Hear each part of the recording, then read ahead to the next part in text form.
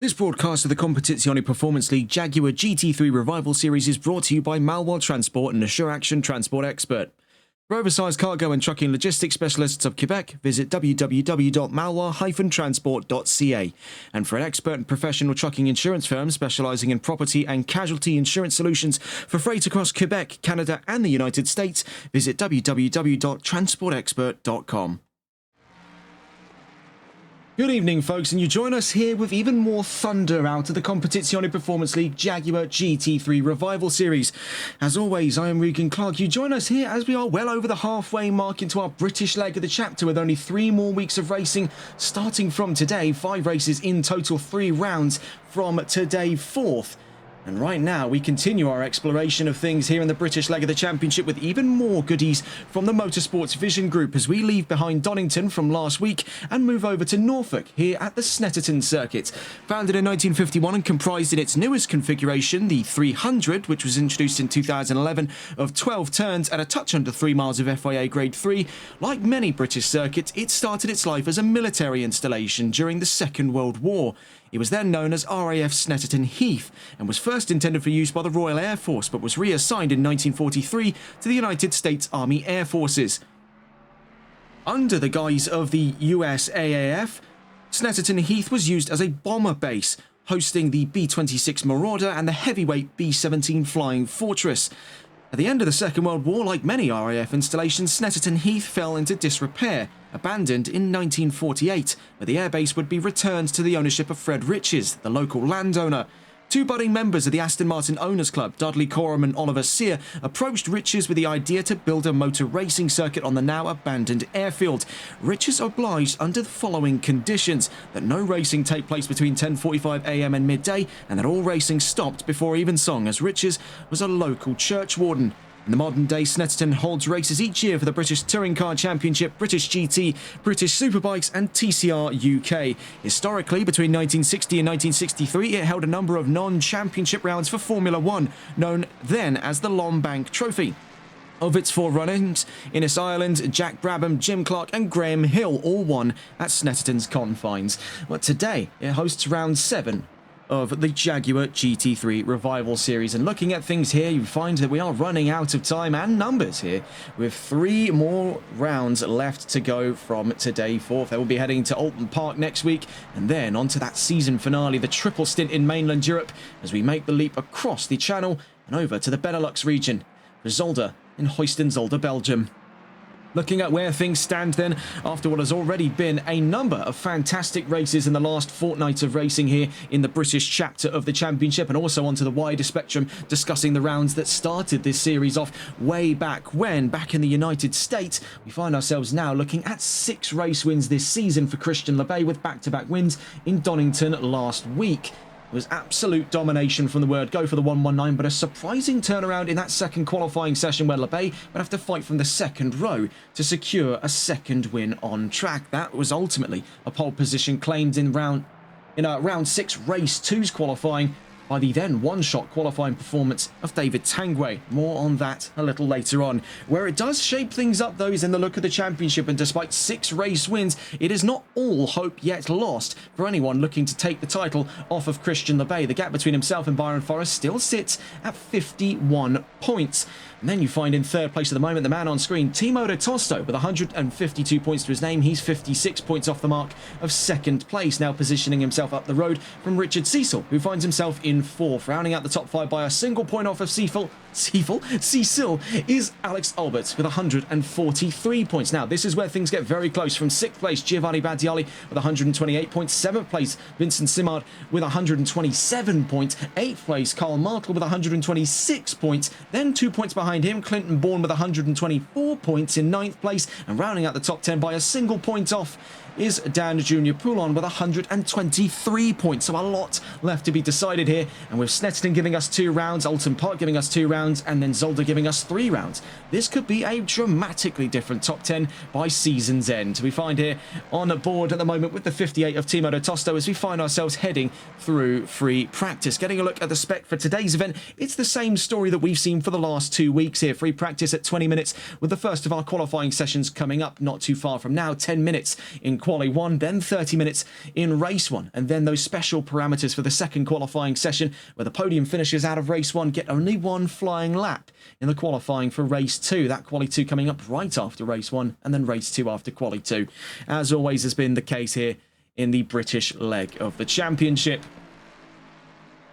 Taking a look around the field then onto those timing charts before we get onto the discussion of the qualifying for later on today. We find business as usual though for the 119. There's been a lot of vital data gathering over the course of this season to fuel this drive out of Christian Lebay, and now we know its broader context. This was not just a sort of fun run race for him. This was really an opportunity to properly stress test that Jaguar XK-G3, because of course only a few weeks back we had the bombshell announcement that after 4 seasons of competition over on the NLRL Sunday League, he'd be leaving Aston Martin in season 5 for the Jaguar. You see before you the number 119 now to clad the XK-G3 for season 5. So now it all makes sense here why it's been very, very intense, very, very efficient performance by Lebay from the word go, and what has been inherently a very novel and almost silly concept to some, he has taken with absolute iron vice over the course of the last 7 rounds of competition. He's left very little up to chance, and 6 race wins speak for themselves. Looking further down the timing charts, we see most recently up to 2nd place Kevin Quain in the 6:07. Who we have previously described as well as the sort of becoming apprentice of Lebay at Maloir Racing. We've seen a lot of improvement in the time we've been watching Kevin Quain, and this campaign here is no different for the 6:07. We see him across a multitude of championships, but here is where he's really found his wings. Finds himself up the road at the moment from Richard Cecil by a factor of, looking at it here, about 505 thousandths of a second between the pair, 2nd and 3rd as it stands right now. Byron Forrest, who had a real day in the sun 2 weeks back in his maiden win at Brands Hatch, finds himself currently 4th place, and that goes up to 3rd as he crosses the line and puts him dangerously close to the chances of a front row if he can continue to deliver on that pace heading into qualifying. You can see a lot of bumps here are upsetting drivers, and where we've been able to observe before today's session went live, quite a few occasions where drivers have been running out of control. Now, it'll be down here at turn 1 that we just left, also out through turn 2 that we've just left right now. We've also seen such incidents down at turn 10 at the bomb hole corner. We'll get a full rundown of the track in a little while's time. We've seen most recently as well an improvement up to 4th place there out of Vincent Simard. He now finds himself with a comfortable position in the top 10 of the championship. A very close margin, mind you, behind 5th place, so a lot to be decided in the next couple of weeks starting from now. We are officially heading into that end game chapter here, so the intensity that we've already seen well on display in the last 2 weeks of racing across Brands Hatch and Donington is set to go full nuclear here in the last 2 British rounds before we head to the first of its kind, a triple stint race that with itself comes a unique set of qualifying rules. It effectively overlaps where the top 3 out of race 2 will have the same treatment in qualifying 3, so we do find ourselves with 3 unique instances in one race day. That'll be coming up 2 weeks from now. Right now, we've got to focus on what's going on right here in Snetterton. Looking to catch on board then with the nearest driver to start a flying lap. Let's catch on board with Christophe Dupois, who becomes our unofficial tour guide for all things Snetterton. Making our way then down through turn 1 at Riches, of course, named after Fred Riches, the former landowner of the Snetterton region. Heading down through to turn 2 at Montreal. It was recently in 2016 renamed to Wilson after Justin Wilson. Before that, it was named Montreal in honor of the circuit Gilles Villeneuve. Heading down through to turn 3 then at Palmer, named after Jonathan Palmer, one of the founding members of the Motorsports Vision group that acquired this very circuit. Heading down towards turn 4 then at Agostini, named after Giacomo Agostini, an Italian motorcycle rider. Or motorcycle racer, I should say. Anyone could be a motorcycle rider, but very few can race them like he did. Heading down towards Hamilton then, of course, named after Lewis Hamilton, and then on towards Ogden in a moment's time, or Oggy sometimes as well. Turn 6, named after Peter Ogden, another founding member of the Motorsports Vision group. Hang on just a tick, we've lost a little bit there. Out of the 39, he pulls it into one side, so let's catch on board with the 616. Here's Andrew Veldkamp on his way down towards Oggy's. And making his way over towards turn 7 in a moment's time, heading over to Williams, named after Frank Williams. Of course, founder of the Williams F1 team. Now making our way onto the Bentley Straight, as it's known at the moment. Of course, named after the British manufacturer of the same name, of which Jaguar Racing has seen plenty of over the course of the console endurance series. Heading down then through to Brundle and Nelson, named after Martin Brundle and Lord Horatio Nelson. Then through to turn 10, a corner named Bomb Hole. Down to turn 10, named after the elevation change in the track surface created, most assumingly, by a hole generated from a bomb. In towards turn 11 at Coram, named after Dudley Coram, one of the founding members of the Snetterton circuit. And then finally down through turn 12 at Murray's, named after Murray Walker, who I would still hold the opinion is one of the greatest, if not the greatest, sports commentators of all time. We saw in the background there was a little spot of bother as we head down the Senna Straight, of course named after Ayrton Senna, four-time Formula 1 champion. As we saw trouble there, that was for Stephen Black, who seemingly was turned around on his exit of turn 12. Well, fortunately, he's come out of that one unscathed, but he is not going to be particularly happy with what has just unfolded for him. He makes his way down the Senna Straight and down towards Riches to start another rung of flying laps. We're over the halfway mark into the session, and right now things still remain in dead heat between the top two, but we've seen most notably there, just emerging from the woodwork, now up to second place, and what was a very close to be discussed there, second out of Quain and Forrest. It is now a second, quite decidedly so here, by about half a second for Vincent Simard, now up to second place, and puts himself as the only driver to be within a second right now of Christian LeBay's leading 147.652. Kevin Quain then down to third on what is a very close second row. This is giving us a very good look of how things could unfold heading into either of the two qualifying sessions later on today, as those two, Quain and Forrest, find themselves divided by 5 thousandths of a second. So remarkably close stuff between the 607 and the 824, rounding out the top 5 at the moment as we head towards the final 7 minutes or so of free practice before we're on to the first of our two qualifying sessions. We see here with Richard Cecil having a spot of bother over turn 12 at Murray's. He still finds himself though in 5th place by about 0.3 of a second, up from Julio Bahena in 6th place. Dan Junior Poulon in 7th, with David Tanguay in 8th place. He finds himself not too far up the road from Alex Albert in 9th, with Timo de Tosto to round out the top 10 right now in free practice. Christophe Dupois we saw and had that half of a track tour out of the 39 not too long ago. He crosses the line 11th place and ahead right now of Andrew Veldkamp, but that could since change. Here comes the 616 to the line, sadly to no improvement here in free practice. Still a lot more to follow coming up in the qualifying. We see Casey Miles in the pit lane at the moment. He's 13th and ahead of Stephen Black, who had his incident there with another driver out of turn 12, of which he just exits now unscathed. Anthony Corti 15th in the session with no time set in free practice. Bear in mind, take all of this with a huge grain of salt, both in terms of positioning and moreover in terms of overall pace. Qualifying still set to follow. We could definitely see those times come up by quite a few tenths of a second, even to whole seconds themselves. We've seen in more dramatic cases over the course of many different championships to have crossed paths here at Snetterton. I do believe last time we were here at Snetterton, I'm trying to jog my memory, was back, I want to say, with VSR Phoenix, but actually, no. It was HCCL GT4 Challenge, if I'm not mistaken. A bit of a wet and wild round that we saw quite some heads clash in that early round of the championship. We also see just recently there a shove up to third place for Dan Junior Poulon, now third place and ahead of Quain and Forrest. Now both of them relegated towards the back of the top 5, with Quain in 4th, Forrest now down to 5th. You can also observe a very close gap here now, obviously overshadowed by 5 thousandths of a second between Quain and Forrest. We do see here a factor of 400ths of a second between Richard Cecil and Alex Albert for 6th and 7th place. Now this could since shift as heading down towards the line there, sadly to no improvement, so it stays as it is right now between those two before we head into qualifying today. Taking a look here with about 5 minutes left to go, we're back on board with Stephen Black on his way out through Brundle and Nelson.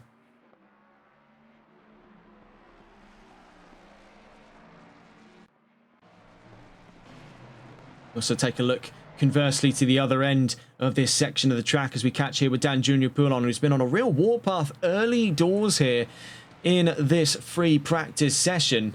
Or I suppose early doors in the overall session, as we are actually coming towards the end of free practice. Poulon now up to third place as he makes his way through Brundle and Nelson, pulling up the telemetry. Sadly, it doesn't look like it's going to be green this time around for Poulon. That 44 is already showing great resolve in today's free practice session. These are the sort of starting steps for that run into qualifying for a lot of these drivers. It's an opportunity to jog their memory of the track. It's also an opportunity to sort of iron out a lot of the creases that these Jaguars have in droves in this championship. They're a polarizing car. We've seen many rise to the occasion and many blossom under its bizarre conditions. To the line then, Poulon off by 9/10 of a second. We also are about to see there, just across the line a moment ago, went Christian Lebay, now improving on his time. But as you can see in your top left-hand side, it was an invalidated lap. So whereas last lap does show a 156.435, we see off in the background there, that's Kevin Quain in the 607, ran wide out through turn 1. Now we expect to see plenty of drivers do that when the racing kicks off not too far from now. Yeah, back onto that subject to the 119, we have seen there an improvement up to the 56s, but it was an invalid tie. Oh, wait, no, my mistake. Okay, yeah, that's a bit silly off of me. 56, I was reading that as a 46. But the text couldn't get any smaller. I trust that we will try and make that larger next time.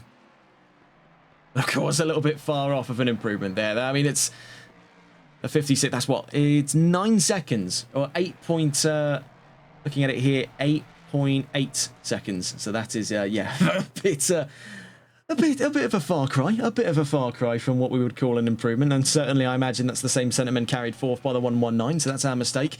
We saw on the map just briefly, and following them now in person, we do see very close following on track for just some time there between Simard and Black. We also saw a little bit of scrapping earlier on from what appeared to be David Tanguay. He was closely following another driver. He's now since backed off quite a distance here. We catch on board with Tanguay, who took that surprising second qualifying one-shot quali pole position run. I mean, that was really something to write home about last week for Tanguay. I mean, he ended up finishing second in race 1 to put him in that prerequisite for the one-shot qualifiers. And with that, he really did not waste much time and managed to out-qualify Lebay in one fell swoop and found himself leading down towards turn 1 in race 2. Ultimately, that ended up going to Lebay at the end of round 6, race 2. There's definitely some great opportunity heading into the near future here for David Tanguay. We've seen already the inklings of his talent come to fruition in his short time in GT4 when he joined with Aston Martin. He really did put on quite a solid show. I have no doubts in my mind. We could expect to see Tanguay once again fight for a race win by the end of this season. With very limited time here and only about, looking at my notes, about 7 more races, 2 today, 2 next week, and 3 more on the rise thereafter. Not a lot of time left in the bookings.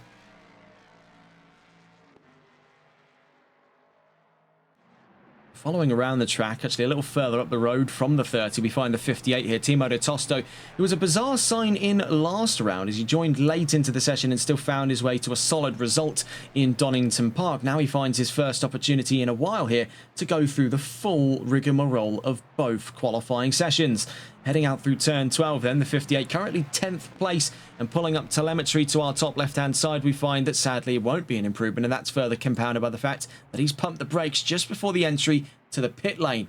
Catching on board with Lebay, it tells a broadly different story as he exits turn 11. Now into turn 12 we go. Finds himself nearly 3/10 up. That could actually be north of 3/10 as he rockets out of Murray's. Does bleed a little bit of time there. Still finds himself, though, within a shout of a 147, perhaps a 147.3. It's a 147.4 as he crosses the line there. 147.422. So a sizable improvement for Lebay right off the bat, and this is just rising on the trails toward the first of our 2 qualifying sessions today. And right as the flag drops, Lebay holds on to the fastest time, now by 1.121 seconds. So he's already made a very clear and defined gap once again, not looking to be challenged in today's qualifying runs. Now, of course, he is going to find himself, like last week, a victim of his own success if he keeps on this path, because he'll find himself for the 2nd week running in that prerequisite for the one-shot qualifiers. Of course, that's a conversation for the distant future in today's session, so not too far from now, we'll be getting into the conversation for Quali 1. No strings attached here, no one-shot qualifiers for the first qualifying session. It's good old-fashioned quali for 10 minutes here in Snetterton, coming up in a moment's time for round 7 of the championship. The last few times set to come to the charts here, the number 707 and the number 30, yes, number 30. I was about to say the number 39. It's just the number 30 are still the ones out on track. That being Stephen Black and David Tangway. They currently find themselves, conversely, 14th and 4th in the standings here on the run down toward the end of free practice. 707 to the line then. Stephen Black from 14th place. Is he going to stay there at the end of free practice? Across the line he goes, and that is the end of the story there for free practice. Heading into 10 minutes of qualifying, we expect to see a lively paddock, and we aren't disappointed their immediate movement up front. We see a little bit of hesitation carried out back, but leading the charge, that amber glow, that bright orange, number 5. That is Richard Cecil on his way out of the pit lane, first among the fray. Right behind him, you can see is Kevin Quain, Christian LeBay, and Julio Bahena. Our first 4 out onto the track. Joining them as well, we see in the background the number 120, a little bit late out of the gates, is the number 120 of Vincent Simard, making his way down towards turn 1 on the mini-maps, followed by Byron Forrest and David Tangway to become the opening salvo of drivers to make their way on to the timing charts. Looking at the qualifying predictions then for round 7 of the championship, we find ourselves for the 3rd week running with a LeBay and Bourne front row prediction, a 147.650 to a 148.825. But as we've seen just there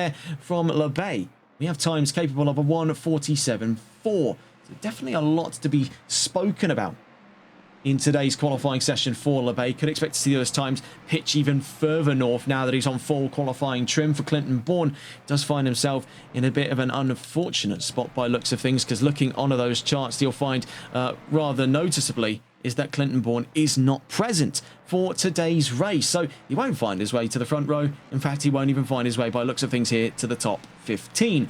That does leave the slot open for Dan Junior Poulon, who's predicted at 3rd place ahead of Alex Albert, with Richard Cecil to round out the top 5 will be shifted up to a predicted 4th place, and that carries all the way along the crowd here, with Vincent Simard going from 6th to 5th, Bahena from 7th to 6th, Dupois 8th to 7th, Di Tosto 9th to 8th, and Corti from 10th to 9th, so on and so forth. It does leave us then with a little bit of a gap to discuss. So who is taking up those front row slots alongside Christian LeBay? And we know, of course, that the 119 is most likely to take another pole position here in qualifying. But the case is, who's going to be joining him alongside for that run down towards riches? And we've seen already, like many MSV circuits, that first corner is very, very dicey. And also, as it stands, as we've seen in a few other series, quite dicey to try and run side by side around, despite its enormous width. It tightens slightly on exit and leaves our drivers running out of room with only grass to greet them on that left-hand side on the exit of turn 1. So it could get very, very interesting for the way that race 1, lap 1 is going to pan out for a lot of the drivers today. 7.5 minutes left to go, then we're on board with Richard Cecil. And we'll try and catch the onboards of that number 5 here. He makes his way currently down towards Agostini.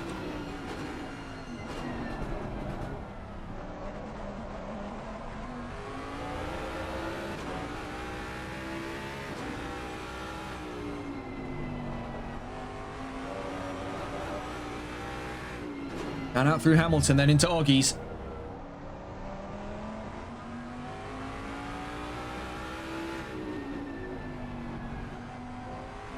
It's quite the roller coaster ride through that opening sector on the Snetterton 300. It's a bit of a divisive point of view as to whether or not that's a good or bad section of the track. I've seen people gravitate towards the more simplistic Snetterton 200 that utilizes some of the older charm of the former layouts of the track, and it's not too hard to see where those confusions come from. There's a lot of varying corner types there. It does sometimes feel, at least in my opinion, having tried to lap the track, that sometimes it can come across, especially for drivers on their first time, as a bit of a hodgepodge, a mixed bag of randomly assorted corners thrown in there. It can often be quite overwhelming to tackle head on, but for our drivers, they'll find no such difficulty.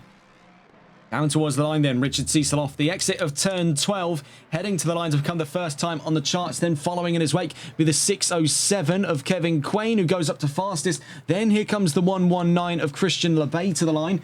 Then from behind him, the number 120 of Vincent Simard. So Lebay second fastest after his first run of time. Simard third. Bahena to the line from behind them with Byron Forrest in pursuit. Across the line goes Forrest. Does not set a time on the charts just now. Number 30 across the line from a moment ago. And David Tangway onto another salvo of times. The number 96 of Casey Miles crosses the line for 5th place. Number 58, here comes Timo de Tosto. Currently 7th with no time set. Across the line he goes. 5th place up the road from Miles. Now with 1.932 seconds from that leading time out of Kevin Quain. A very solid opener. 149.095. We know the upside potential for that to improve out of all fronts here. And as we can see already, Dan Jr. Poulin putting the intensity on Lebay to perform because he's managed to get up the road from him by 47 thousandths of a second to 2nd place. Alex Albert not too far off a chance of it as well. He currently finds himself 4th up the road from Vincent Simard. Those two separated by looking at it there, a staggering 6,000th of a second gap, if we can get the words out. Good Lord. The 36 divided then by the 120 in less time it would take for you to feasibly react to it. The 707 across the line a moment ago. Stephen Black to start their flying laps. The 39 about to end one of their flying laps. Here comes Christophe Dupois. Here with about 4.5 minutes left to go. We're well over the halfway mark of this very short form qualifying session. Time is money and we're about to be bankrupt. Dupois does not set a time. Does Coty find the same fate as he approaches the line in the 919 car? Across the line he goes, 8th fastest up the road from Miles and Veldkamp. Then comes the number 5 who started the session off strong, makes it even stronger. 4th place for Richard Cecil. Kevin Quain opens the taps over Christian Lebay, but is it for naught? Here comes the 119 up to fastest by 0.6 of a second. Vincent Simard across the line from 6th place and stays there. From behind him, here comes Julio Bahena. Hopefully to put a time on the charts now. From 13th comes 7th. And from behind him, there's Byron Forrest to say, I'll have that right off you. Thank you very much. And he's up to that 2nd row spot. 3rd place and on the podium right off the bat for the 824, who we've seen earlier in the season take his maiden race win in Brands Hatch. The number 30 and the 96 across the line from a moment ago. That was David Tangway and Casey Miles. Miles in 9th place, but Tangway mysteriously still without a time to his name. The 36 approaching the line, so here comes Alex Albert. On his trails, not far from him, the number 44 of Dan Jr. Poulin. Albert to 5th. Poulin to the line. Can he take 3rd off of Forrest? Across the line he goes. That is not, sadly, the case this time around, but he's got 3 minutes left to go, so feasibly about, looking at it here, 2 more laps left in the tank before the end of qualifying for the number 44. The number 616 about to cross the line. Here comes Andrew Veldkamp. You can see there his last time was a bit of a fluke, 6.2 seconds off the beat.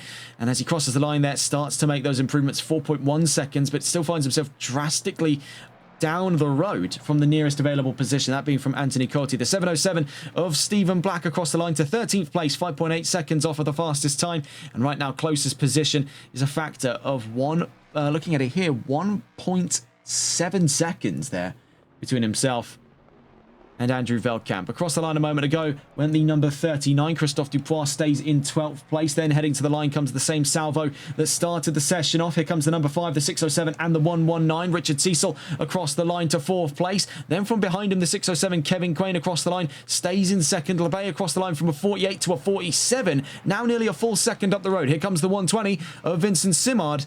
Stays in 7th place. Then the 824, Byron Forrest. Can he get up past Kevin Quain across the line? Yes, that is the story for the 824 right now. Puts himself up onto the front row in the first of 2 qualifying sessions today. It's a very optimistic sign for Byron Forrest. Across the line a moment ago went David Tangway. Better late than never for the number 30. 4th place up the road from Richard Cecil. Now pushed to the back of the top 5. Number 44, nearest on a valid flying lap. There is the 36 out in front of him, Alex Albert, on seemingly what appears to be an invalid flying lap. So we'll see whether or not that's the full case. Heading down towards the line, very, very small gap between the pair of them across the line. Albert to no time. Poulin across the line to 5th. Putting himself up the road by 213 thousandths of a second to Richard Cecil, and even closer is the gap between himself and David Tangway for those 2nd row starts. 300ths of a second, 30 thousandths to be specific. The 707 nearest to the line. Here comes Stephen Black out through Coram and in towards Murray's. Only a minute left to go. He'll be heading on to his final flying lap in Quali 1 today. before we get on to 30 minutes of racing to follow. On his trails not far is the 39 of Christophe Dupois. Across the line, goes black and stays 15th. Dupois to the line from 13th. Stays in 13th for the time being, but 3 tenths between himself and Anthony Cotti. That gap is starting to wither.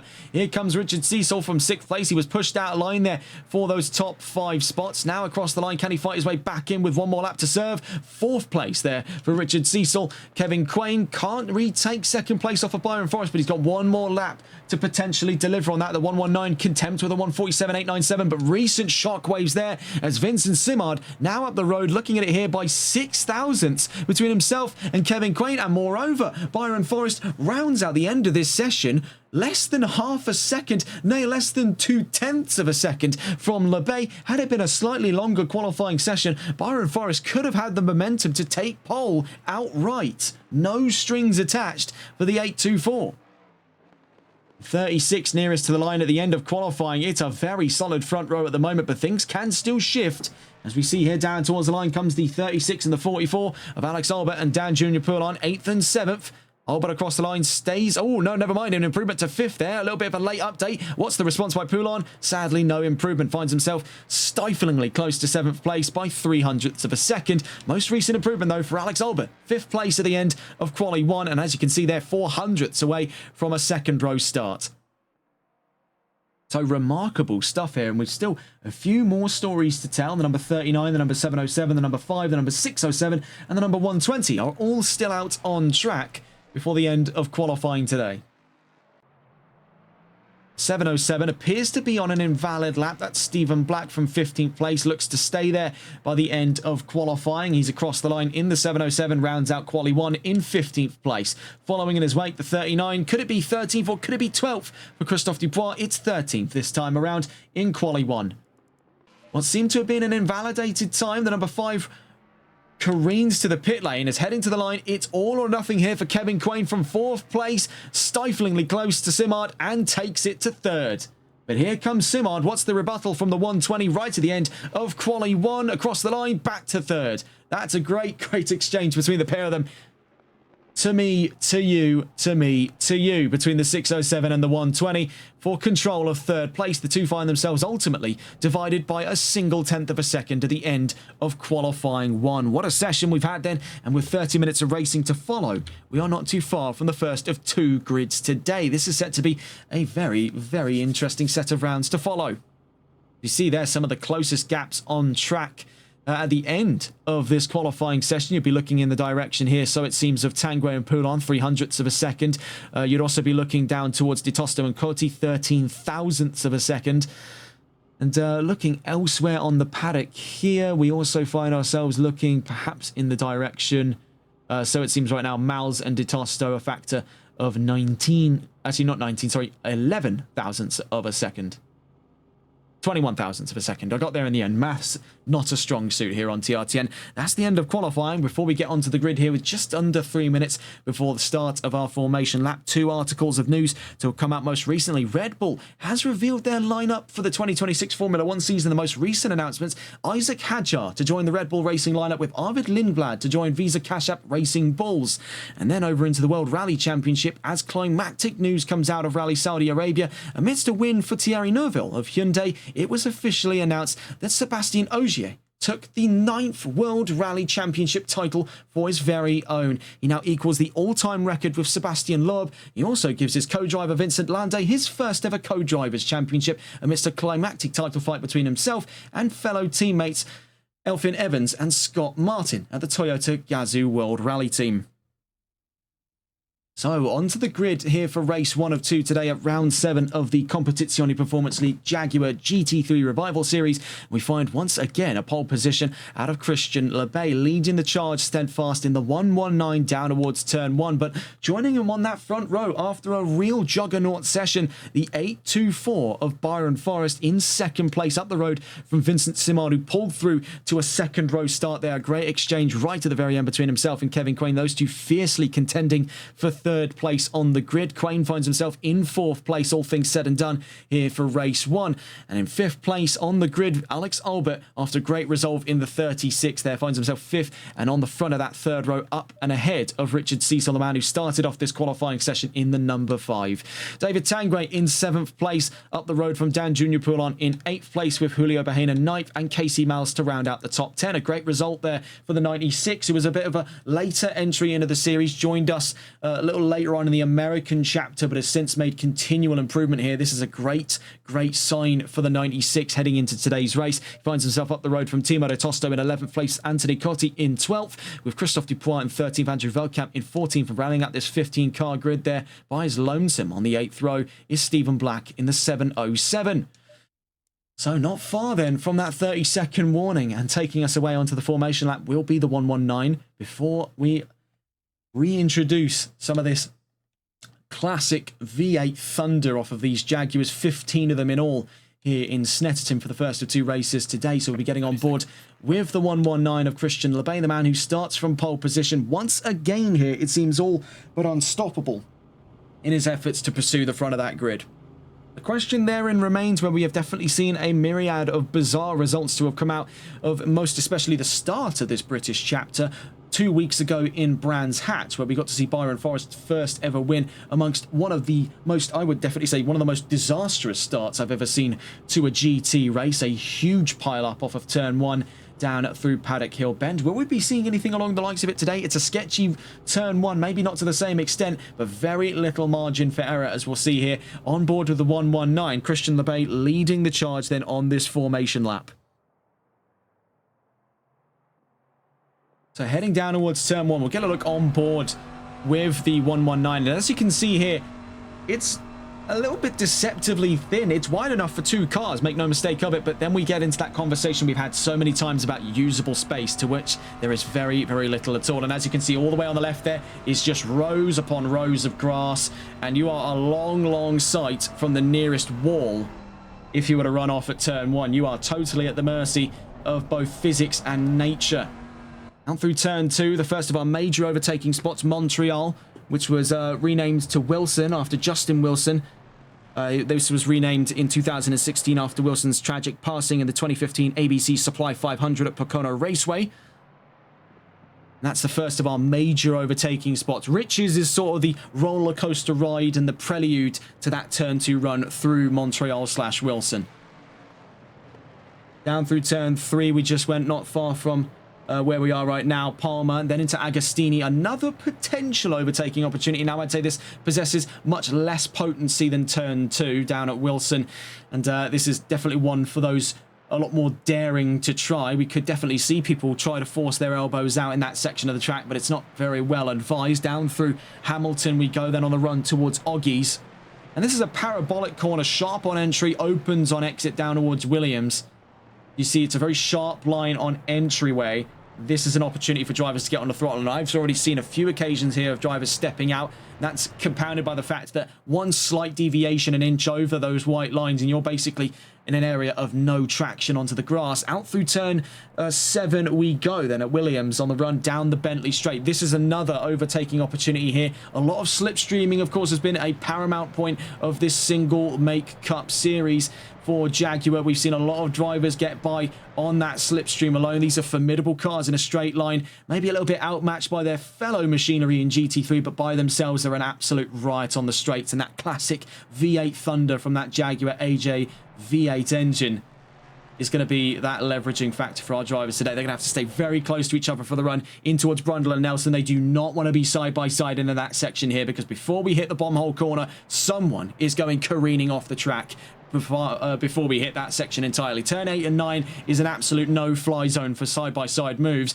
Those will still attempt it, though, and we've seen several times that it can, and usually does, end rather ugly. Down towards Coram Corner. And now, this is a bit of a strategy zone for our drivers today. Less so for pits, of course. No mandatory pit stops in the double stint races. But more so a case that it is a very long-winded area to try and set up a switchback maneuver, and we'll hopefully be able to see someone do that today, and no worries if not. Down through Murray's then, we begin that starting procedure, getting side by side here. 15 cars in all for race 1 of 2 today here at round 7 of the Competizione Performance League Jaguar GT3 Revival Series, brought to you by Malwar Transport and a Show Action Transport Expert, as we line up here for the first of two races. 30 minutes against the clock here in Snetterton. LeBay leading from the front, an ambitious front row start here for Byron Forrest, but who ultimately will lead through to turn one? Without further ado then, we are green and racing, and a drive-through penalty right off the bat for the number 5 of Richard Cecil. A drive-through to serve, and things have already gone sour as rocketing down through turn one goes LeBay and Forrest. Cecil seemingly there up to 4th place, a brilliant start, but one that has been sullied by a drive-through penalty. Down towards Wilson then for the first time at turn 2.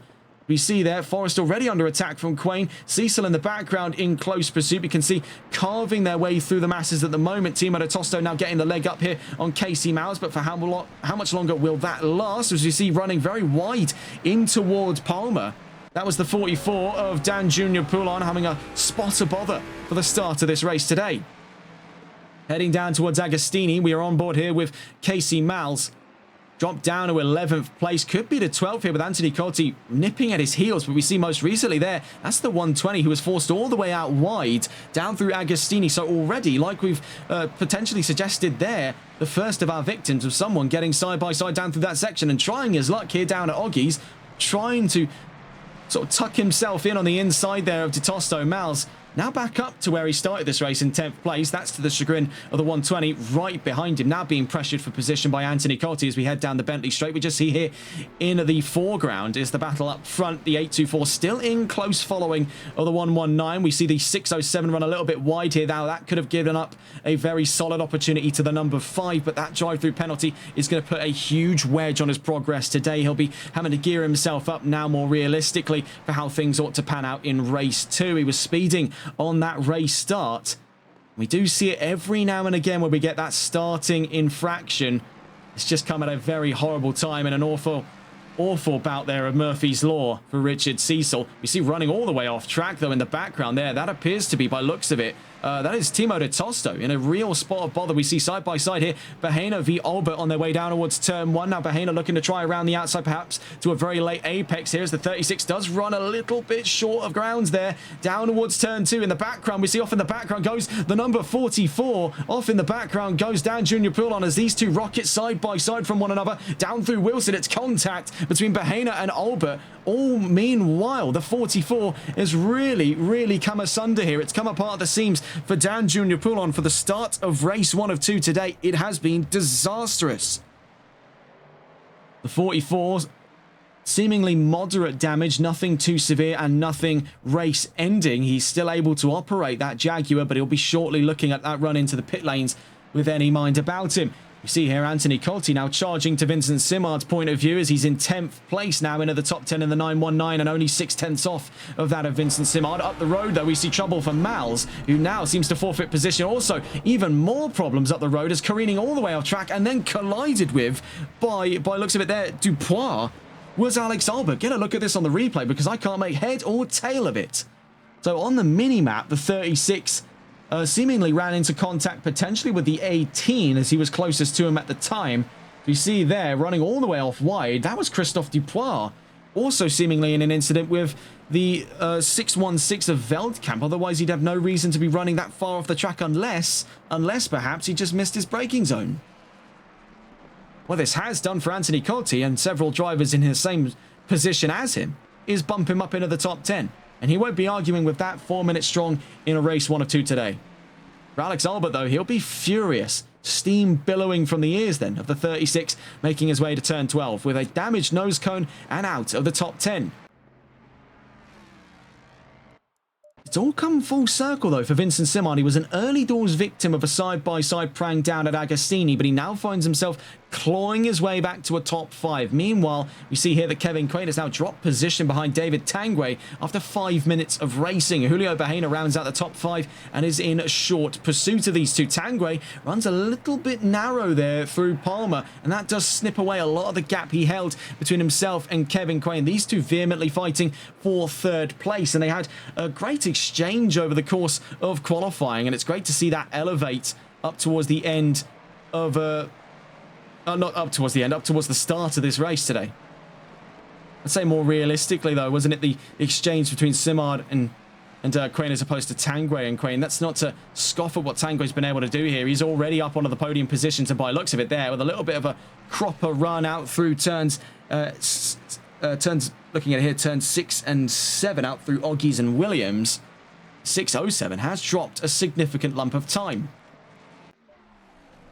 Speaking of significant lumps of time, it's now 2.1 seconds and growing between LeBay and Forrest. But Byron Forrest has done very well to surf the thunder here in Snetterton to hold on to that front row position. He's looking at a very solid bout of points, but that gap between himself and LeBay, what sits at 51 points coming into today's round of the Competizione Performance League Jaguar GT3 Revival Series, is only going to continue to grow, and things have gotten significantly worse in the time we've been discussing this for Casey Miles, now dropping to the back of the top 15.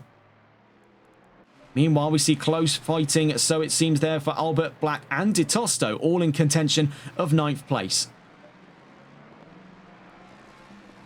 They emerge as some of the closest fights currently going on, so we're going to try and catch on board with any of these three. As you see, here's the point of view for things up towards the top 5. It's a little bit lukewarm after already what is 6 minutes of racing. We see here for Timo Di Tosto, and we'll stay on board with him here in his pursuit of 9th place, what looks to be a prolonged battle between himself and a wounded Alex Albert.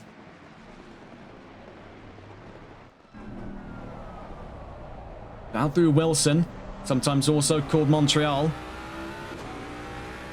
Not to be confused with the other Montreal hairpin we saw last week at Donington Park. Di Tosto, like many drivers, has been caught out of this section here at Palmer, a very awkward corner, as we've seen already over the course of qualifying and also a little earlier on for free practice. A lot of drivers seemingly either oversteering or understeering through that section. They're slowing down too much, or they're going way too fast. We've even seen drivers careen out sideways. That was before we went live today. The 58 right now finds himself in a comfortable spot, but he is bleeding time away from Albert. But there is a silver lining to this dark cloud, because as you can see there up the road and quickly dropping into the sights of the 36 in the foreground, in that blue and yellow car, that's the 616 of Andrew Veldkamp in 8th place, being intercepted by Alex Albert. Those two separated by 7 tenths of a second. This is all great news for Timo Di Tosto, because if these two get into any kind of bumper-to-bumper action, this could be free positions up for grabs. We see those side by side, and a very swift move up to 8th place there goes for Alex Albert. This could be for 9th place off of Andrew Veldkamp this time around for Timo Di Tosto, as he finds himself up to 9th before we've hit Coram Corner at turn 11. So cutting away from those two, as we see from behind, Poulin and Cecil now fighting for what is 12th place, making their way to turn 12 on the start of lap 4.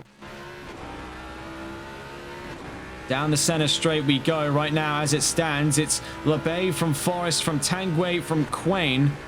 But then we also see what is looking to be very close fighting at this time between what appears to be Simard and Behena. Now, this is the fight at the top 5 we're talking about here, so pivotal positions down towards Palmer, and looking to not overextend here. We see already stern defense, trying to position himself in everywhere that Simard wants to be. Good area denial by Behena, but not one that is compromising himself all too much. We saw that to be a pretty early doors mistake he made a few times over the course of the season, but you can see taking in that stride, Behena trying to clean his act up for the defending job that he finds himself now in against Vincent Simard. We'll stay on board with these two making their way down through Oggies, down towards Williams at turn 7. A little tuck onto the grass. Now, I'm so anxious seeing that happen when the drivers dip the left-hand side onto the grass between Oggies and Williams. There is that 50-50 coin toss they must play with of whether or not the car violently careens in towards the metal barriers on the right-hand side. We see looking for a spot there, knowing it is still a bit functionally suicidal to go for a leap up through Brundle and Nelson. It has not stopped Vincent Simard from attempting to get in Behena's head. Most people would have the reasonable thought that getting side by side through that area is a nigh impossibility, especially given the precarious nature we find ourselves today with Jaguar. But that's not what Simard wants Behena to know. He wants him to think, no matter what gap you leave open, I will be there. You are on thin ice and I'll be waiting under it. And this kind of psychological warfare he's trying to enforce here on the 18 doesn't seem to be working. As steadfast, icy cool after a brief spat in today's race. Behena in 5th and holds on to it. Loses a bit of time out through Riches, so down towards Wilson. We You see here, trying to hold center mass of the road, and it's just good area denial. You can see it is starting to have a bit of a knock-on effect because for Bahena, his chances of 4th place are slipping away between his fingers right now. Kevin Quain, 4.4 seconds and seemingly growing for him at this time. You also see right now, looks to be a fight between Tanguay and Forrest. So we've got a dual fight here in the top 5, just looking up the road for the fight of 3rd place. This is David Tanguay, but side by side, actually not side by side, sideways, I should say, for the 30, as my goodness, a huge slide off of the track for David Tanguay, not side by side at all. You'd hope not in a situation like that. It'd be some speed racer level stuff for the 30. That's a full slide. You can see he's trying to turn right, he's trying to correct, but it just rotates right at the very last second for Tanguay. That is disastrous. Catching on board then, back on board with Bahena v Simard. These two upgrade to a fight of what looks to be 4th place. After all things said and done there for Tanguay, that has really not gone his way. It has gone rather delightfully so for Bahena and Simard. You see here, it is, no, as a matter of fact, still for 5th place. So that does go measurements to show how far up the road those 4 are to the rest of the grid right now. We also see recent issues have cropped up here for Veldkamp. So it seems dropping now down to 12th place behind Cecil and Poulin, both of them scrapping for a chance to be in the top 10. We see here that Tanguay hasn't really lost too much time to being back on the podium. You can see the damage a little bit there on the sort of front quarter panels of the 30. But looking back behind him, back on board with our 2 here in their fight of 5th place. Back on board with Bahena, but we want to try and get the attacking point of view here. We followed with the defender. Let's see things from a different set of eyes. Vincent Simard, to be specific.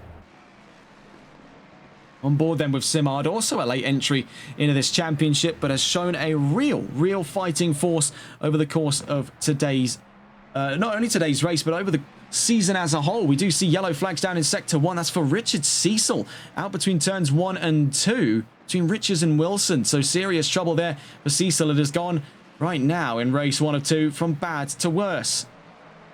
This will be a one to forget for the number 5.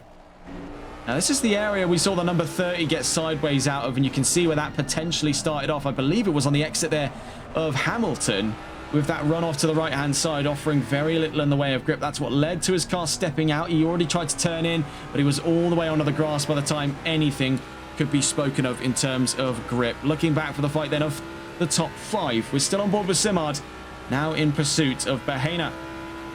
We watched with Bahena's eyes for some time here. The defending point of view, he's done a very good job so far to hold up Vincent Simard. You can see the frustration potentially starting to mount on the 120 as he starts to reevaluate his odds.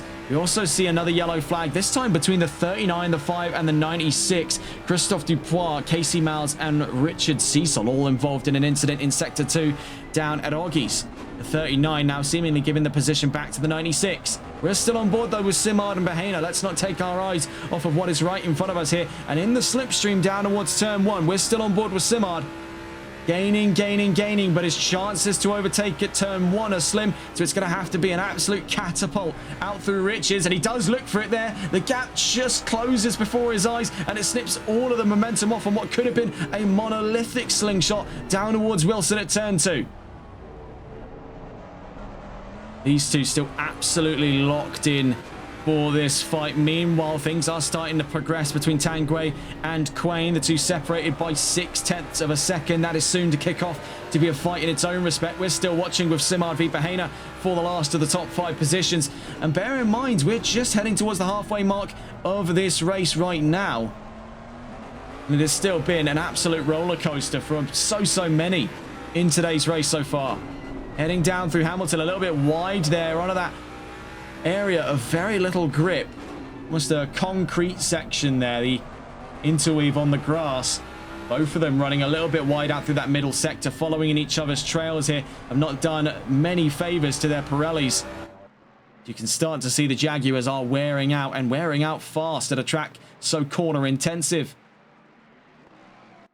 Despite only 12 corners in the 300 configuration, they're all of varying shapes and sizes, so it's a real stress test for the tyres in today's race. Very hard to keep a consistent amount of heat in them.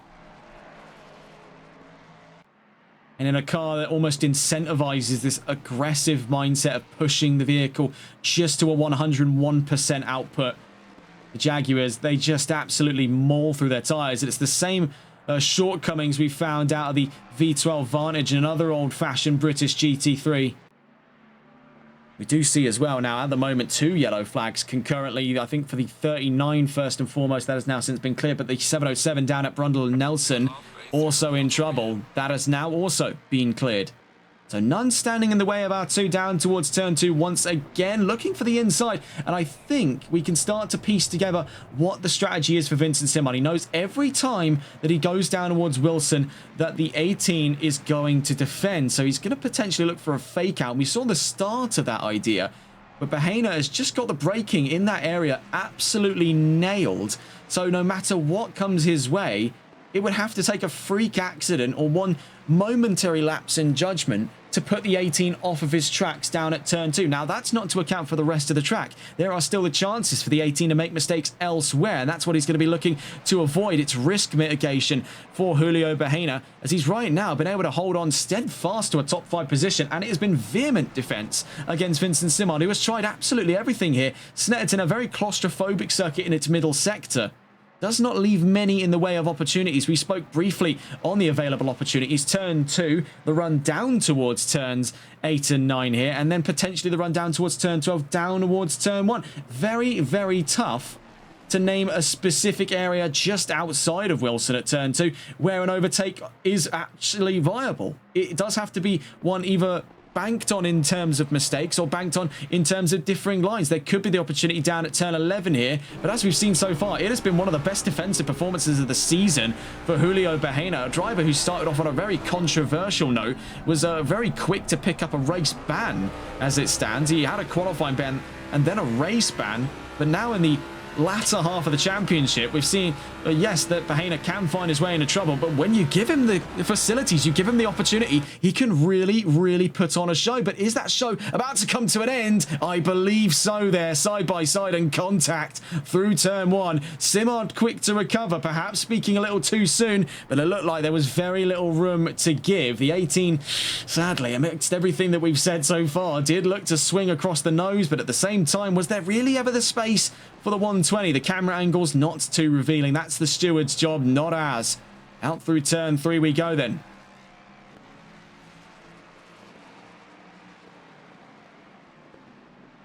These two, they picked up right where they left off, and out through Agostini down towards Hamilton, you can see Simard just clawing that time back in. Now, riding around in the aero wash, that number 18 has not been doing him many favors, but what I do have the conviction of is that the moment he can shake loose of the aero wash generated by the number 18 of Bahena, Vincent Simard has got him pitched for maneuverability. We can see that the car's rotating in more. The way he's got that Jaguar set up, it wants to pivot in. The nose wants to dive through the corners. Right now, he's having to taper what the 120 can do, just so that it can stay efficient behind the 18. Heading down the Bentley straight down towards Brundle and Nelson. You can see that he opts for this wider line because he knows right now Bahena is taking the path of least resistance, but what it's ultimately doing is putting him in harm's way because he is finding himself with a little bit of an awkward shot out towards the far left-hand side of the track just after Nelson. That one moment of vulnerability is what Simard's been trying to exploit every single lap. But as we've seen in the meantime of all of this, we now happen upon the site of a very tragic scene here. David Tanguay, who was in those podium runnings for so long here, was looking to be within the fight again with Kevin Quain, now dropped massively behind, and now moreover into the iron sights of both Bahena and Simard to make it a threes company fight for 4th place. Tanguay now forced into a very uncomfortable spot as both a rampaging Bahena and Simard come careening up to his rear bumper. These two still locked in for that fight of 5th place, but as it stands on the wider scheme of things, unless Tanguay can start breaking away from the 18 and the 120, he'll be very much so a part of a defense for 4th. Right now, though, for Simard and Bahena, they've just got to tunnel in on one another. They've got one specific job in mind here, and that's that 5th place spot. If Tanguay continues to drop behind, then they can start to consider 4th, but you've got to play the cards that you have in your hand.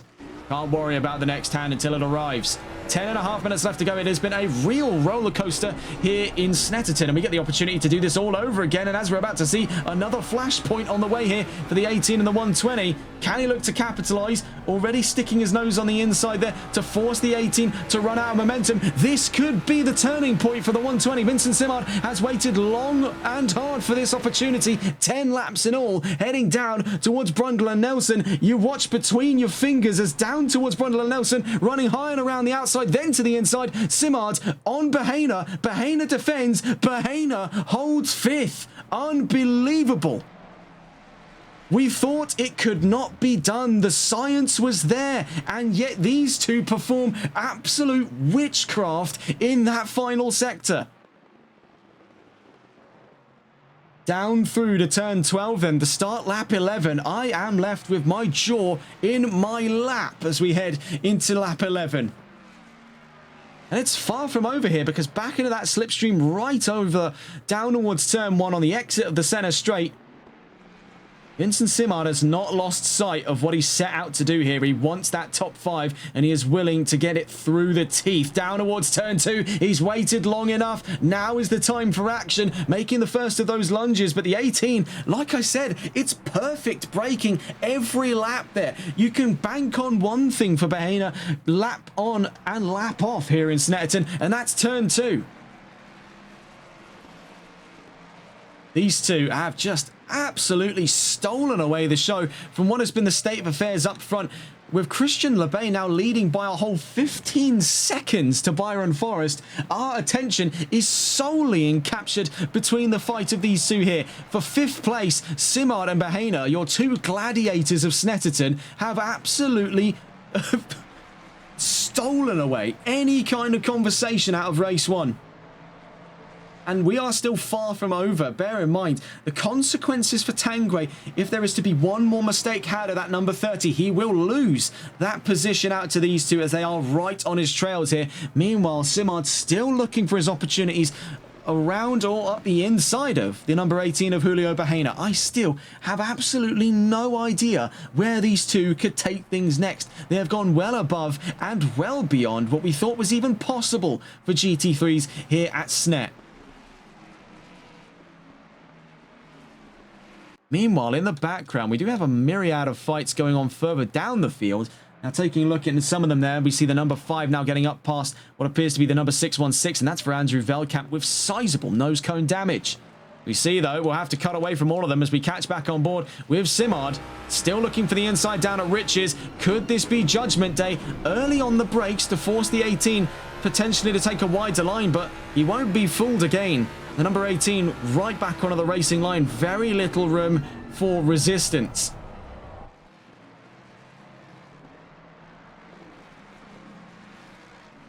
I think this does put a lot of naysaying to rest about Bahena's ability in this series. He's definitely had a controversial time in it. He's definitely caught a bit of a centre of attention, or perhaps a centre of ire off of his contemporaries over his more elbows out style of racing, and we have seen plenty of incidents involving that number 18. But as I mentioned, you give him the time, you give him the place, and you give him the right set of conditions, any driver can blossom in conditions as these. And we see right now out of Simard and Bahena, these are two drivers with a very clear and defined understanding of one another's game here. They've had their prangs, but it could be coming to a head here. Down at Williams, through to turn 7, up the inside goes Vincent Simard. What are the fighting chances on the exit of Williams for the likes of Julio Bahena? Could it be, after long last, the fight for 5th has come to a close?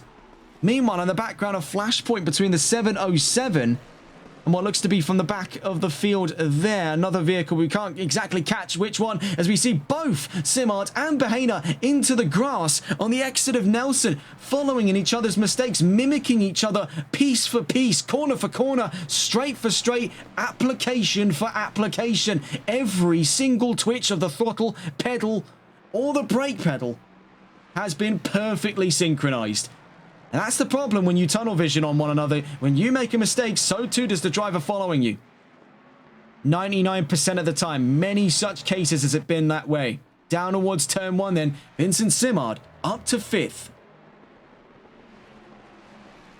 We'll just quickly stay with these two because I don't think we're far from seeing this pick back up. A little too far away to have a chance at a move on the inside, though had it been a little closer, I have no doubts in my mind Bahena would have gone for a move that out there, I suppose would be the words for it. We see in the background, meanwhile, Dan Jr. Poulon and Timo Tosto in the top 10 at the moment. Up the road from them, Alex Albert. And looking at it here, that is a fight for Anthony Cotti. Now, we've seen a handful of decent results this season, especially back in Brands Hatch, where the 919 had a real time in the sun. But this was a controversial battle of the blues that ultimately came to a head with a major incident involving George Todd, who was an active part of that 3-car fight. The 919, though, takes a big dive out of Hamilton, and similar in vein to what we saw out of Albert not too long ago. The 919, the newest victim of that middle sector runoff zone. And actually, dare I say it, there is Alex Albert, also a victim of this area, and seemingly having lost the place off to the 919. Alex Albert down to 10th, Anthony Cotti to 9th. And that promotes quite a few positions at hand here for a few drivers. Timo Tosto to 7th place, now ahead of Dan Jr. Poulon, who himself upgrades to 8th. But they're running out wide through Nelson. It's contact between the pair of them. The 58 and the 44 come to a head out of Nelson. Contact between the pair. The 44 goes careening into the grass. The 58 almost rebound onto the tarmac. It has gone from a bad day to one significantly worse for the 44 of Dan Jr. Poulon. That is rotten luck with the way the collisions were handled. In the background, you can see Anthony Cotti shifts up to 8th place, so slow on the redemption here for that 919. Dan Jr. Poulon, by looks of it there, drops to 10th. So as we drop into the final minutes of racing here, we find ourselves with a very bizarre mix-up past that first row. With Christian Lebay still leading the charge here, it has been an unstoppable performance, and I think we still have a few more prerequisites to clear here for Lebay if he means to put himself in a Grand Slam spot across round 7. If it was just this round, just this race, I should say, he'd be looking on it in the next 3 minutes. Right now, he leads the session double figures up the road from Byron Forrest in second, looking for another podium appearance here, but he'll be finding himself a victim of his own success, as both he and Lebay, and seemingly so it seems as well there for Kevin Quain, will all find themselves on that one-shot qualifier for qualifying 2. David Tanguay down to 4th place, but holds on to his ground there up the road from Vincent Simard, who we saw in his brilliant fight there with Julio Bahena. These two sparring throughout today's race, and we get to do this all over again, so what a treat we have here in Snetterton. These two just having the greatest fight, perhaps one of the best fights of the entire season, both for its variety and its length, for 5th place. From behind them, we see here is Timo Tosto, and then behind him is Anthony Cotti, trying to be intercepted there by Alex Albert, who runs all out of ground down toward, looking at here, down towards Brundle, Nelson, and then through to turn 10 at the bomb hole corner. Jason Bush in chat saying, for some reason I'm having an issue watching this on Xbox. Yeah, from what I understand, just before we get to the end of race 1, the Twitch client for Xbox is just not very good. A lot of console side clients for streaming services and on-demand services are a little bit on the finicky side. Now, I know in the United States they don't have this, but we have a service here for Channel 4 called All 4. You try and watch anything on that, and it just doesn't work. Yeah, it's console clients, sadly. And we've had a few issues. Also with smart TVs, weirdly enough. Twitch it seemingly just doesn't work on anything besides a mobile phone or a computer. Anything else, and it gets a little afraid, so I'm told. I've had people... What's weird as well, I think the most bizarre thing I've ever seen for someone streaming a TRTN stream to a device, I saw someone watch it in their car on, like, the Apple CarPlay. Works fine there, but on your flat screen? No. No chance there. So we're heading on to that final lap. Not far from now, we see here with Lebay making his way out of Murray's. Looking on for a 7th race win this season. It is unstoppable here. And he'll be continuing to open the gap from up, what is 51 points between himself and Byron Forrest, with Forrest 2nd place right now. Still one more lap before we see the brass tacks of it all. Heading down towards turn 12, then the 824 onto one more lap here in Snet before the end of race 1. Then we're on to quali 2 and race 2, so don't go anywhere. We still get the opportunity to do this all over again before we wrap up here for round 7.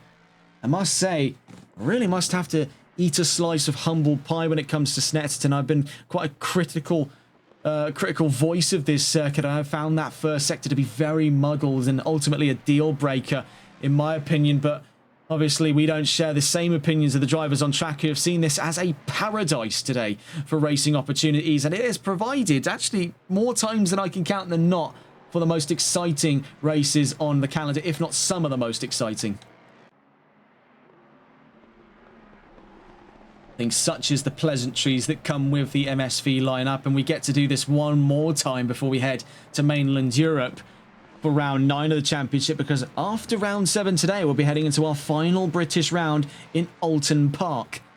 Do thoroughly look forward to that one. We see here, though, with Christian LeBay heading down towards Brundle and Nelson, not far from the line as we speak. So let's catch on board with that leading 119 and what has been unstoppable. So far, so good for the 119, but can he do it twice in that one-shot qualifying to follow? Well, only time will tell. We're on board then with the 119 once again, an oh-so-familiar sight to the front of the pack, and moreover, a very familiar sight to the front of the field when the checkered flag drops on track, heading to the line then for his 7th win this season. It is absolutely imperial for Christian LeBay, who wins race 1 of 2 here in Snetterton. An unbelievable set of results here. He has dominated the series, absolute tooth and nail for the 119, his 7th win this season. Byron Forrest to the line then, back to the podium for the 824. He returns to the podium here in race 1 of 2 in Snetterton. A brilliant result. He elevated things from a very solid qualifying to a very solid result. Great consistency for the 824, second at the end of race 1. To the line comes Kevin Quain onto the podium in the 607. David Tangway fought through thick and thin here, but he could be intercepted right at the end of the line, because here comes Vincent Simard looking to be around the outside on a run to the line. Dare I say it, it's 4th place for Simard by 700ths. What on earth had to have happened there for Tangway? He's fought through thick and thin. He'll have to settle for a top 5 result, but my goodness, intercepted on the Senna straight by Vincent Simard. That's easy doors driver of the day stuff for Simard. He has been 1 of 2 in that legendary fight with Julio Bahena, who pulls up alongside him there after turn 1. Bahena in 6th. We'll get the full results up in a moment's time. Not far from the line, though. We can see heading down towards the checkered flag comes Dan Junior Poulin for 10th. Richard Cecil in the last interval was only half a second away. Something had to have happened to put him now 2.4 seconds at the checkered flag. My goodness, what an end to race 1, and don't go anywhere. We can't stress this point enough.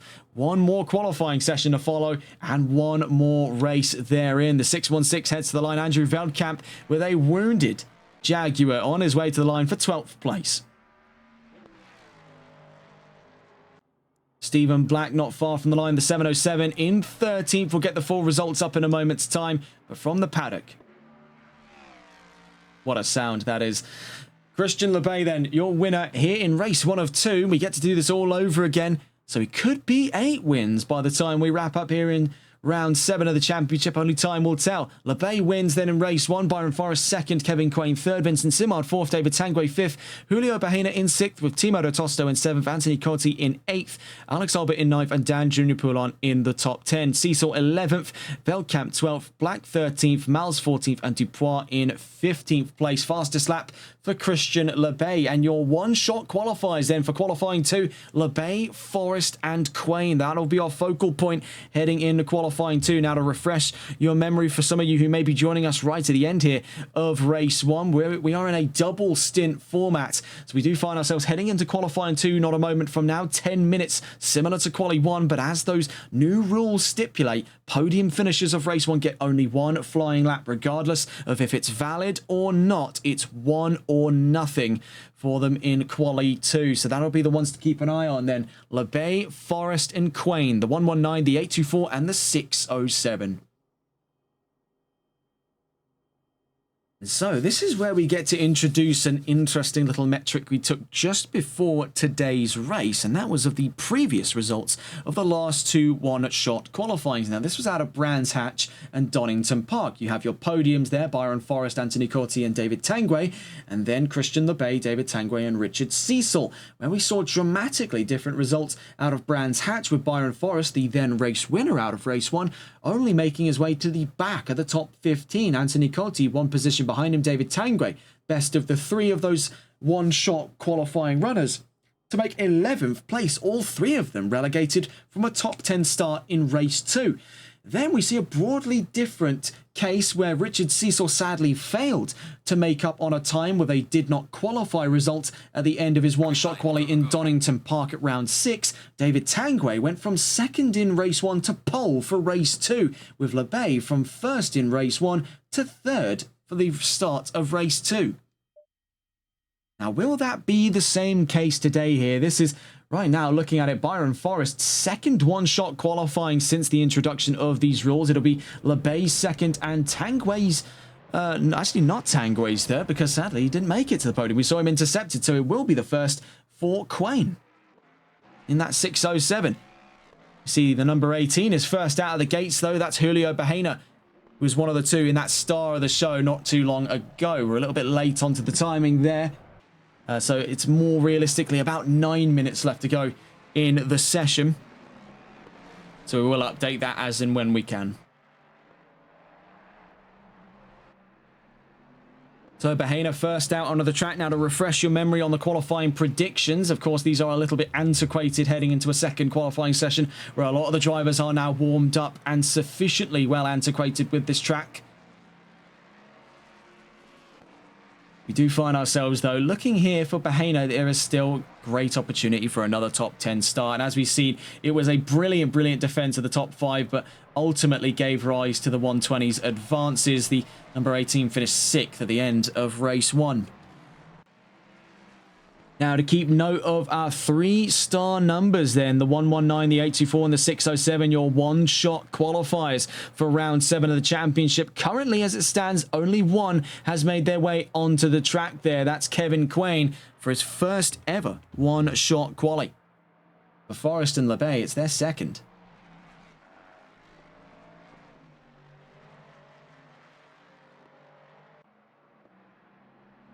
We'll be seeing that 6:07 through just a little later on, but we do want to catch on board here with the first of our actual flying laps. That's out of the number 18 of Julio Bahena. The 119, I am informed now, it has left the pit lane, so another one of our one-shot qualifiers is out on track. The 119 of Christian LeBay. Now, there's a great degree of strategy to be considered in these one-shot qualies because you have to deal with traffic, you have to deal with drivers out on their flying laps, out on their out laps or on their potential in laps, and you see it's not been a great start to all things here in quali 2 for Julio Bahena. Right off the bat there at turn 1, ran into the grass, so that'll be a salvage lap for him.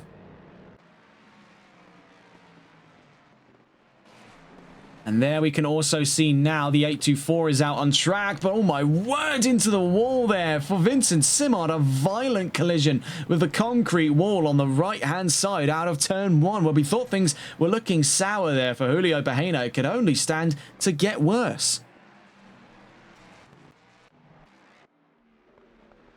You see here with the 6:07, it's Kevin Quain about to start his one and only qualifying lap.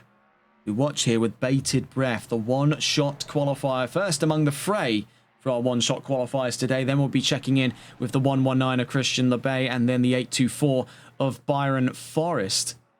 Right now, about to start, we're on board with Quain. Expectations at an all-time high here for Kevin Quain. His first ever one-shot quali since the rules were introduced 2 weeks back at the start of the double stint rounds here in Great Britain. So now, on to the start of his flying laps. See, last lap there only accounts for an out lap, so nothing to worry too much about. Down through turn 1 he goes then, and it's going to be make or break for so many decisions through these corners here. Whether he chooses to play things a little bit safe and hope that he can find his way middle of the top 10, that'll be the expectations for the 607. We know he possesses the pace to be capable of those second or perhaps even, dare I say, front row starts, as we've been led to believe over the course of today's sessions.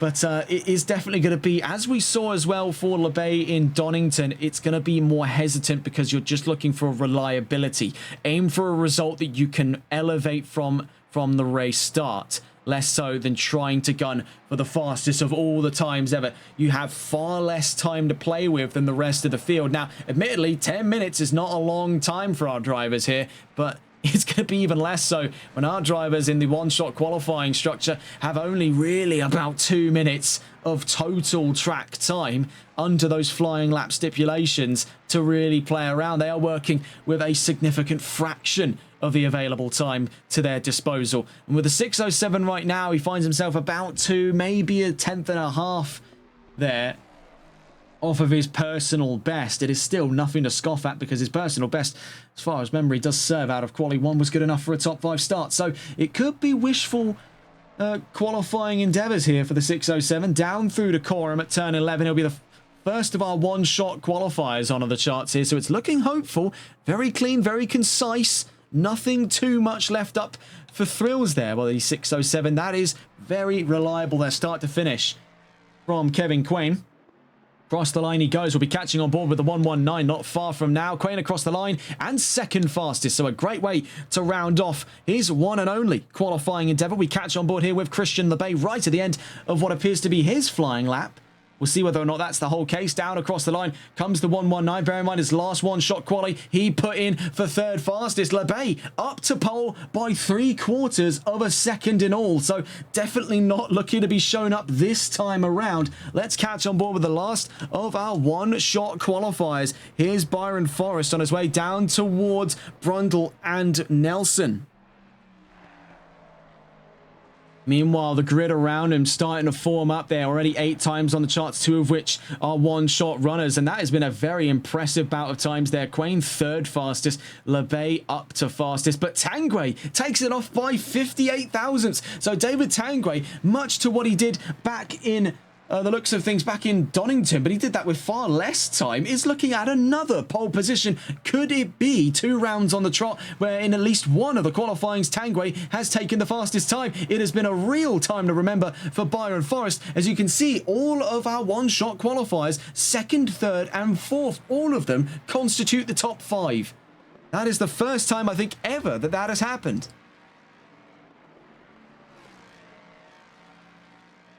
Right now then, looking at where things stand as the cards drop in, as it were. David Tanguay fastest by 58 thousandths of a second. You can see him really pushing that number 30 to the ragged edge to give him that edge over the number 119. Now off to second place. He'll be on the front row start. LeBay will be looking to get an early doors lead over the 30. Byron Forrest really not too far off at all. Puts himself up the road on that second row from Kevin Quain. Those 3 for what has been intense of a one-shot qualifying. That is not too shabby at all. Alex Albert, currently 5th fastest right now, looking at it, is less than 900ths of a second off from 4th place. So it is a vulnerable position up for grabs off of Quain. And that sentiment carried forth as well as not too far at all. Looking at it here, a factor of 100. And, oh, never mind. We don't even get the opportunity to process that because Bahena takes his way to the top 5, pushing Quain down to 5th, Bahena 4th, and onto that second row. Albert says, I'll have that right off of you, and takes 4th place for his very own. So Kevin Quain forced out of the top 5, muscled away by the 36 and the 18. The 58 coming to the line. Here comes Timo de Tosto. Can it be Three's company? Looking at it here, it's 162 thousandths he needs between himself and Quain. Couldn't find even a smidge of it with 2 minutes 20 seconds left to go. This is getting dicey here. I was not expecting such vehement response out of Albert and Bahena. These two really pushing the envelope out here in qualifying. Bahena trying to put as much distance over Vincent Simard, who we've still yet to see a time out of. Across the line goes the 120, and that's seemingly, by looks of it there, with 1:53 left to go, he's thrown the towel in. Vincent Simard could not find a time. So reluctantly, he's going to start at the absolute best of times in 15th place. a bittersweet note there for Vincent Simard. He finds himself distant from his sort of race rival, Julio Bahena, by a factor of 9 positions for the start of race 2. Now that's still subject to change as we see Dan Junior Poulon now muscles his way to the top 5, pushing Albert out by 800ths with the 44 into the wall at Agostini. Side-by-side action between himself and Stephen Black ultimately sullied whatever chances he had at the end of qualifying to make an advance on Byron Forrest. Still standing headstrong there, 3rd place. Another podium start. Byron Forrest really has found the secret recipe of Snetterton to put himself on consistently good form in that 824. With Poulon and Albert rounding out our top 5 there in the pits, with Tanguay still out on track at a point to prove. 148.222 for the number 30, now nearly a full 10th up the road right at the end of qualifying. Now our timers were a little bit short to the mark there, so we were a little bit a minute fast as it stood, or a minute slow. Into the pits comes Timo de Tosto, 8th place. The 919 Anthony Cotti in the top 10 up the road from Casey Miles, Christophe Dupois and Stephen Black to the line here. The 120 of Vincent Simard still in the pits, so that brings about a bittersweet note for the 120 at the end of qualifying. Cotti remains in 10th. 707 coming to the line in a moment's time here. Stephen Black in 13th place up the road from Andrew Vilkamp and Vincent Simard.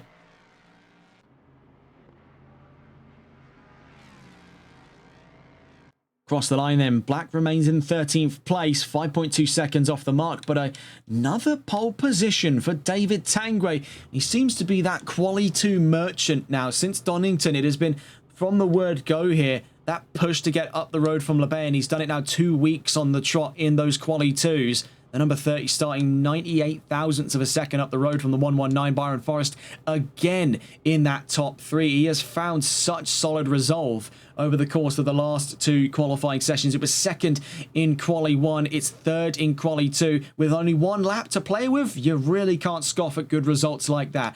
Dan Junior Poulon in 4th place. We'll get the full grid rundown in a moment's time. But what a qualifying session.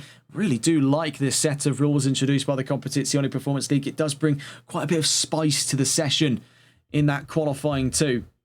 I'll be very curious to see how that unfolds heading into that final round of the championship. Just to give some scope here, we're heading towards the final 30-minute race here in Snetterton before the end of round 7. Then we'll be heading to Alton Park for round 8 for another double stint race, but then that triple stint or triple sprint, depending on who you ask, is coming up at round 9. I'm very curious to see how well that performs. But without further ado, the final grid of Snetterton here in round 7 for race 2 today. David Tanguay on another Quali 2 pole position. The number 30 up the road from the 119 to make a very competitive front row, and following on that trend is a competitive 2nd and 3rd row behind them, with Byron Forrest in another top 3 appearance in qualifying.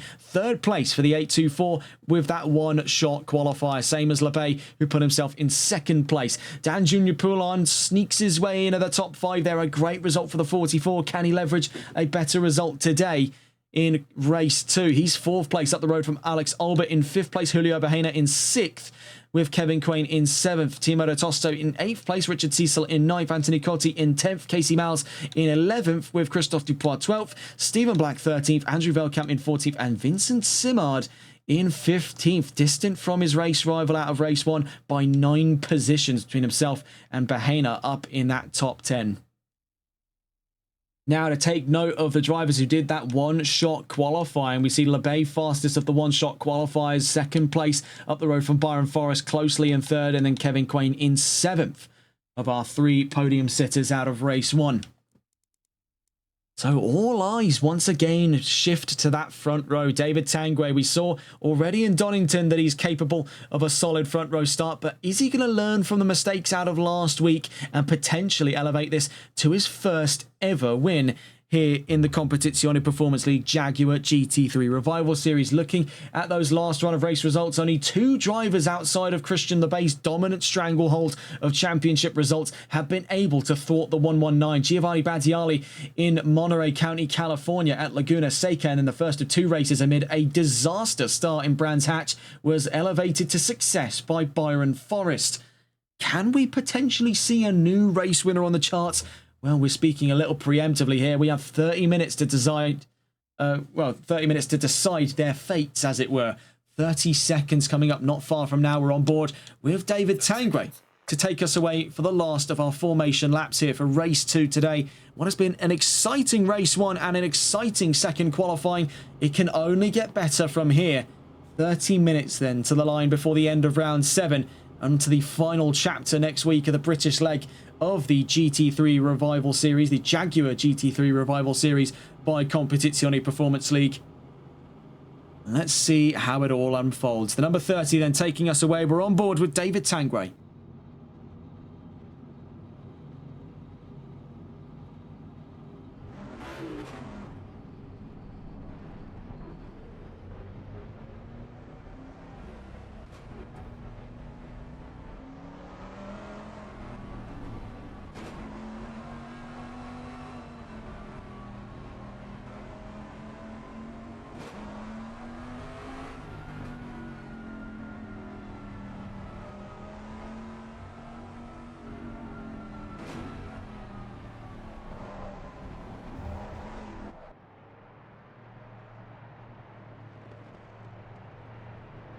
Down through Wilson, also called Montreal at turn 2. We've seen this as the site of many an attempted side-by-side incident, but as we saw most namely in the fight between Bahena and Simard, it is not so easily done here in Snet. It is definitely a thinking man's fight in what looks like a very traditional dive bomb spot. You've really got to play it tactically because there's not a lot of space for any kind of overlap in judgment, for any kind of correction of error. Because if you step off the track, we've seen many such cases already to where the cars just fly away into the walls and there is very little room for respite after you leave the confines of the track. This is not so forgiving as we've seen with a few other venues over the course of the championship. I think a few venues that spring to mind that have been definitely a lot more on the forgiving side. Circuit of the Americas with its enormous concrete runoffs. We don't find ourselves blessed with any such luxury heading into race 2 today. As we cut away just briefly here from David Tangway's point of view to see what the rest of the grid is concerned with, you can see Christian Lebay is eager to get this ball rolling here. He wants to try early as he possibly can to usurp the race lead and go on to his 8th possible race win this season. He's on 7 after race 1. Looking around the field here, we see hopeful signs in the top 10 here. Timo de Tosto had a very mixed bag of a race out of race 1. It's looking to be onwards and upwards, continuing that march uphill for that number 58. Be keeping a close eye, though, on Julio Bahena, who is one of 2 in that star of the show performance out of race 1. That fight he had with Vincent Simard, all in coveted position of 5th place, was one seriously to remember. One of the, if not the best fights of the entire season so far. And I say that with absolute conviction. Those 2 were on different planes. I've never seen a fight go on for this long and get to such highs and such lows and continue throughout. It was less so a fight, it was more a war for 5th place at the end of the day. You see the 18 getting a little eager for the race start. We see lining up from 3rd place as we scroll through was Byron Forrest, also looking for another hopeful sign in today's race, but leading this march, this procession to the line for the last of our 30-minute races today for race 2 of round 7 of the Competizione Performance League Jaguar GT3 Revival Series. Then on his 2nd week on the trot in quali 2 pole positions is David Tangway, where he missed on his opportunity to take his first ever race win in Donington. Will today be the deciding factor for the number 30, as you can see rolling side by side with him, the 119 of Lebay, who comes out on top on the run down towards turn 1 then, as all to the same. It's 15 cars in all here in Snetterton, 30 minutes against the clock, and without further ado, for the last time today in round 7, we are green and racing here in Snetterton, and a brilliant start from the front row right off the bat. The number 30 moving, muscling the 119 over to the left hand side to give himself as much room on the run out through turn 1. A great start start by Tanguay. You can see his car twitching under the duresses of the run down towards turn 2 at Wilson. In the background, we see getting side by side was the number 18. You see caught out, though, on the exit of turn 2 is Tanguay. He'll be holding his nerve to the inside at Palmer. This is an awkward corner to get right on a good day. This is definitely far from, as he's got both barrels of the 119 on his tail. Meanwhile, in the background, the 707 balls out of line, and that's Stephen Black from 13th to 15th. Before we've even hit turn 3, it's contact between the 119 and Tanguay. LeBay and Tanguay collide. LeBay potentially to the lead. It looks to be forfeiting position back over to Tanguay. Good sportsmanship, but ultimately it's backed him up into a vulnerable position as another car finds trouble out through Agostini. This time, the number 5 of Richard Cecil. Meanwhile, looking behind, let's get a scope here of what is going on right behind the 119 of Christian LeBay. We watch here with the 119. As you can see there, Dan Junior Poulon is gaining on Byron Forrest in 3rd place. We head up the Bentley straight. You can see the 119 just hooks onto that 30 and reels him in. It's big game hunting for the 119 down towards Brundle and Nelson. It is brutal, the difference in straight line speed. In the background, you can see the 824 is getting his hands full here. We might have to catch on board, as a matter of fact, with Byron Forrest. We'll be flipping in between the two here, but we stay on board for the time being with Byron Forrest in his defense of the podium. Now, he finished in 2nd place, a consistent start-to-finish run in 2nd over the course of race 1. Now he finds himself with a much greater task at hand. Whilst the front row continues to slip away from him, he does find now the rest of the field is clawing at their chances to be on the podium alongside those two. Byron Forrest, we've seen, though, is not the kind of person to take these threats lying down. He is a very solid defender in his own respect. We'll see, though, what he can do up against what is currently an infuriated 44. Dan Junior Poulon is not looking to make any more mistakes in this race. He is looking to take absolutely no prisoner. In the background as well, we can see as well the 18 of Julio Bahena is being intercepted by Alex Albert. Things are looking to ramp up in a fight for 6th place. Now, we already saw 5th place's fight last race here in Snetterton between Simard and Bahena, so that is definitely going to be one to keep a close eye for. We see in the background at the moment, Tanguay is actually, dare I say, opening a gap here over LeBay. It's 1.1 seconds between the pair. Right now, it's 2.2 seconds to Byron Forrest's point of view. So heading down towards Oggies, you can see it's a very close concertina effect. One that sadly Forrest finds himself on the waning end of as we make our way through Williams. Meanwhile, LeBay is intercepting David Tanguay. We catch on board here with Christian LeBay. This is in the fight for 1st place, making our way down towards Brundle and Nelson for the 2nd time today. Well, the 2nd time in today's race, so we've definitely been here a few more times if you've been watching us since race 1. In the background there, we see Kevin Quain now get up and around that of Dan Junior Poulon. Dare I say, did he attempt to do that through Brundle and Nelson? That was a suicidal section of the track, one that we didn't think it possible to go side by side through. One of the best actions of the season was a side by side fight, so clean, so close between Simard and Bahena in race 1 today. So if you're joining us now, do keep a close ear to the ground for when the VOD releases, either on Twitch or on our YouTube channel, because that is going to be a real one to watch. That was absolute cinema out of race 1, and today's final race, the race 2, is not looking to be anything too different. It is off to a great start here with LeBay in hot pursuit of the race lead. Tanguay has not taken this one. He's not lied down and let the 119 get any closer. He is, you can see it in the body language of that car, fighting that machine for every ounce of grip it can provide. Meanwhile, the 119 is just trying its dearest to stay in slipstream range.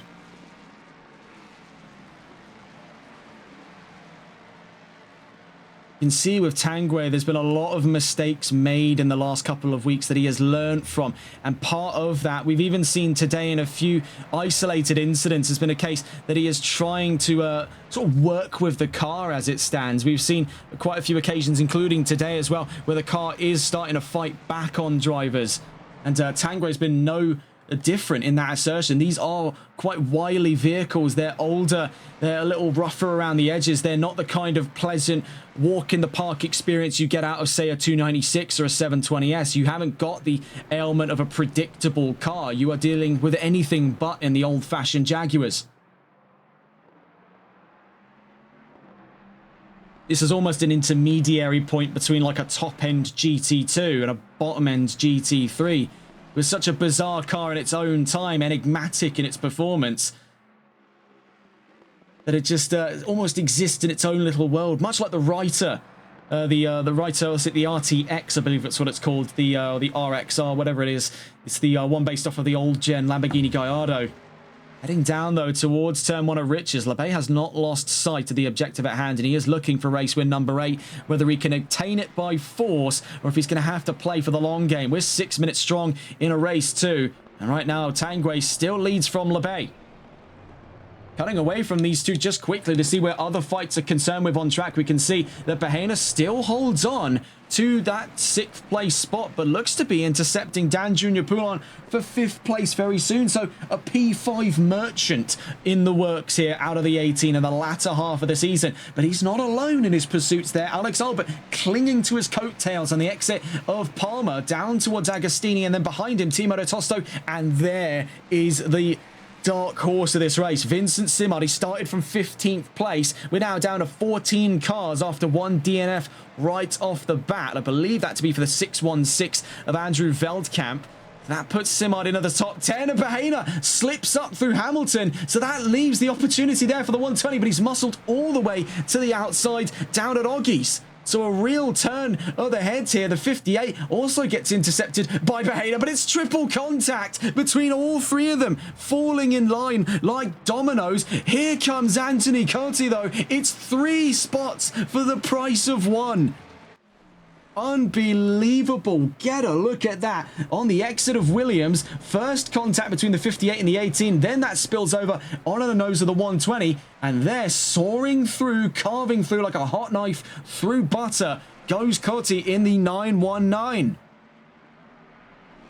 But as you can see, it's far from over in terms of action, because Vincent Simard has come out with both arms swinging here, back onto the fight inside of that top 10. He's already done enough hard work for one day. Now he wants the opportunity to continue his conquests upstream. And with 7th place up for grabs, Anthony Corti's looking vulnerable over the 120's advances. Vincent Simard looking up the inside on the run down towards Riches at turn 1. Can he hope to make that move with the 919 running out wide, then holds on to the racing line past the apex and holds on to 7th place, I should say. Meanwhile, up the road, we see here David Tanguay has fallen massively down the order amidst the chaos that ensued, now falling to 4th place and just up the road from Dan Jr. Poulon. So in the time that we've been monitoring, and let's get a look back onto the replay to see if we can attain any kind of information in regards to what happened inside of that top 4. Getting a look here back to the replays. This was the incident not too long ago between those three. We see that Tanguay was being intercepted at a close rate of knots there by Labbe. So I don't think the incidents happened in tandem. It was a case where I think over the course of lap 3, something had gone awry in that top 4 fight. But Dan Jr. Poulon, he's not going to be scoffing at the opportunity to be looking at a second row right off the bat here, but he is up against a scorned David Tanguay, the man who started from pole position, has all too found himself 2 weeks on the trot, starting from the front, 2 weeks on the trot, a victim of an MSV circuit. First it was Donington, and now it's Snetterton. It's his kryptonite on race day, but qualifying, it's an absolute jewel. A real flip-flop, a real roller coaster of emotions, one could make the suggestion of, for the likes of David Tanguay. In the background, though, we see just major issues for Julio Bahena, and then for Timo de Tosto, who, actually, no, not de Tosto, sorry, that's Christophe Dubois. We always get those two mixed up because of the similarities in the livery, but no, that's the 39 running into trouble. So first it was the 18, who now finds himself up and now alongside and ahead of Casey Miles. We also seen recent issues there for Christophe Dubois. We'll see, though, for Miles, is there an opportunity for a fight back in the number 96? He chases the 18 down towards turn 1 at Riches. It's not looking likely here for Miles. But he is praying for an incident up road here to give himself another chance of a potential top 10. We see Vincent Simard now up and ahead of Anthony Corti past the exit of Wilson at turn 2 into Palmer at turn 3. In the meanwhile, you can see right behind him, Timo de Tosto is creeping in on this fight for 7th place. to take note as well of one of the nearest fights up the order. Furthest up, this is for 4th place. At the last interval, it was 0.8 of a second between Tanguay and Poulon. The 30 and the 44 look to be getting into arms not far from now for that last of the second row spot.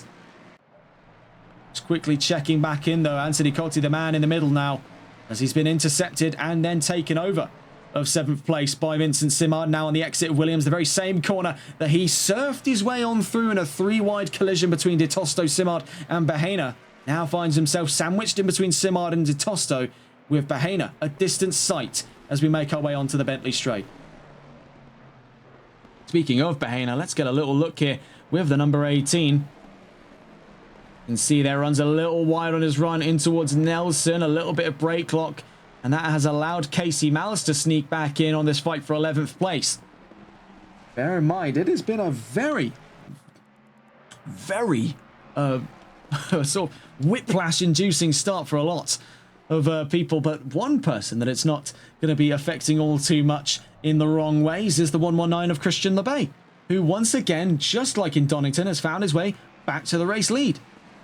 And for Byron Forrest, like clockwork, is back into that discussion of 2nd place. 2 second places, one of which was attained through a one-shot qualifying, which put him in 3rd. You can't scoff at that. You really can't scoff at that. That is something. Down through turn 2 then, Bahena and Mals, the new fight for 11th place, but with Bahena starting to open the taps up, the chances for these two to properly get elbows out like we saw for Simard v Mals, Simard v Bahena, I should say, not Simard v Mals, back in race 1. It's highly unlikely at this time. We see here for Dan Junior Poulon with Alex Albert on his tail. David Tanguay now in 6th place. Troubles have seemingly started to kick off here for Poulon. He's now found himself distant of the 607 up in 3rd place. That chance to be up on the last of the 2nd row position sits in the hands right now of Alex Albert in the 36, with David Tanguay now down to 6th place. It has gone from bad to worse here for the man who started from pole. Could the chances lay bare before him, though, to return to the top 5? We see with a little bit of runoff out of the 36. It does leave the options open. Out through turn 10, into turn 11 we go at Coram. In the background, I wanted to discuss this, as we saw there's a little bit of a spat there for Anthony Cotti. He now finds himself backed up onto the 58 of Timo De Tosto. As we make our way to turn 11, the chances remain there as to whether or not he could again be intercepted. He finds himself still clinging to the margins of 8th place. For Tanguay, he is going to be on full tilt now. Surely, I have never seen the likes here. It has been one mistake after another. And seemingly under the airtight conditions provided by Snetterton, that 30 has folded. Now, the hopes are for Tanguay, considering his reputation so far for qualifying prowess in that 2nd quali in these double stint races, the chances should still be there for his opportunities to come back in Alton Park, perhaps 4th time's the charm. I'd say all is not yet lost, especially in today's races. 4th place, let's be honest with ourselves, is still right there. So it is damage mitigation for the 30 at this time.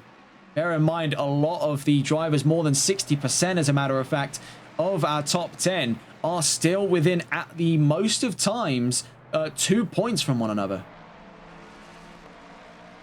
We're talking well over half of the top 10 in the championship still find themselves with only one race result, good or bad, distance from one another at any one time. Bear in mind, after 2 races today, that could be a broadly different story, but I highly doubt that, considering that already after 2 of these double stint races on the very same regulations we find today, it has already provided airtight conditions. It's trouble for the 30. Now out through Nelson. So we see things go from bad to worse, and he's not alone in that resolve, as we see down to 11th, Julio Bahena. Now down in 12th, Casey Mals. Down to 13 drivers, though, 2 DNF. First one was Veldkamp. We're not currently sure as to the other at this time. I believe, looking at it, it was the 707 of Stephen Black, also out of this race. So as we enter the halfway mark of the session,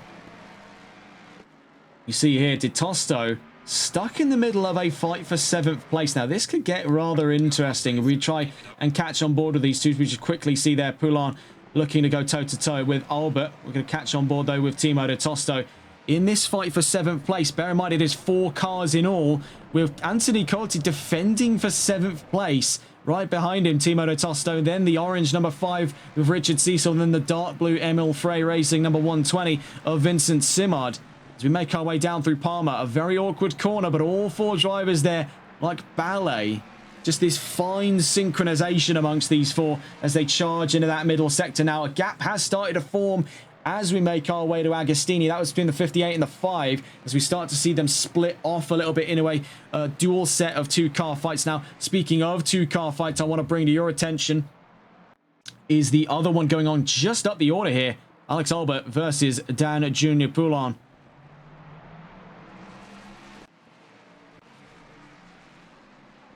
Back on board with Timo de Tosto. And we're going to bring up the top scroll here just to make this all the more snappy to get between results here for the battle of 4th, the battle of 7th. And also further down the line there, the battle of potentially 11th place, as Casey Miles at the last interval is less than a second from Julio Bahena in 11th.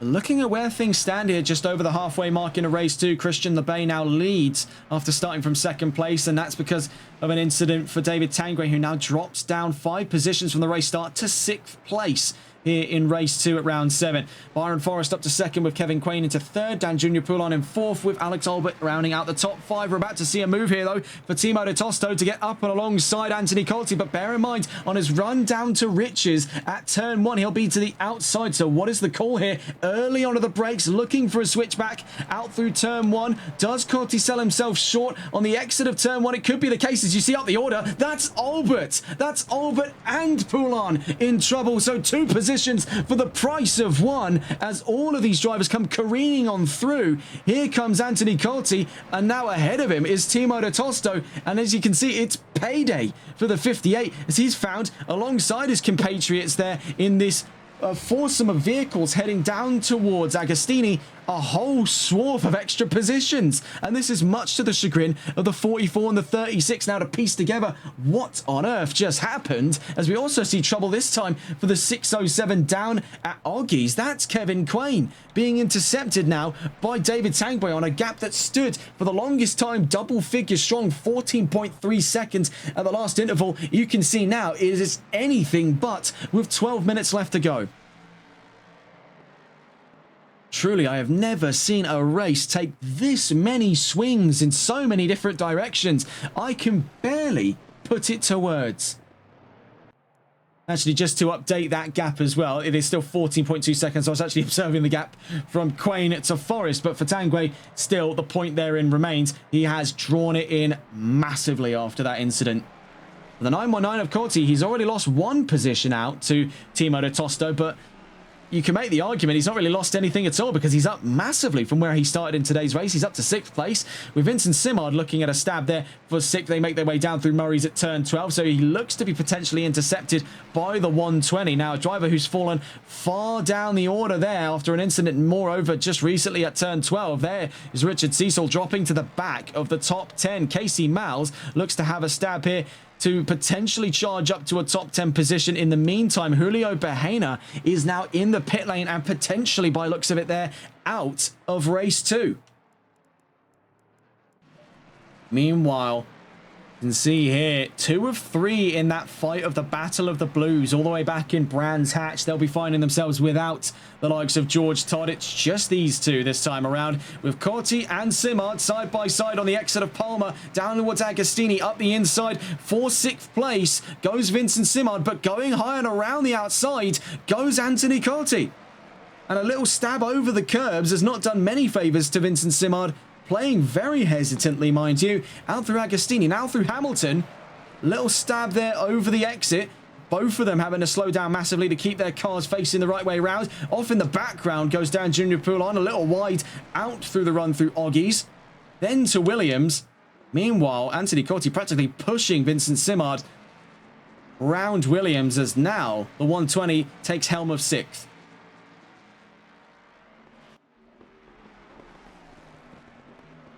Anthony Corti trying to play a little bit of mind games. Vincent Simard's already seen this plenty of times before, but that seemingly was not what he was expecting out through Nelson. It's such a fine balancing act there for the 120 to have kept himself on the road. The 44 right on his diffuser as we make our way down towards turn 11. It could take any kind of turn now. What will it be? I mean, self-evidently turn 12, but more figuratively.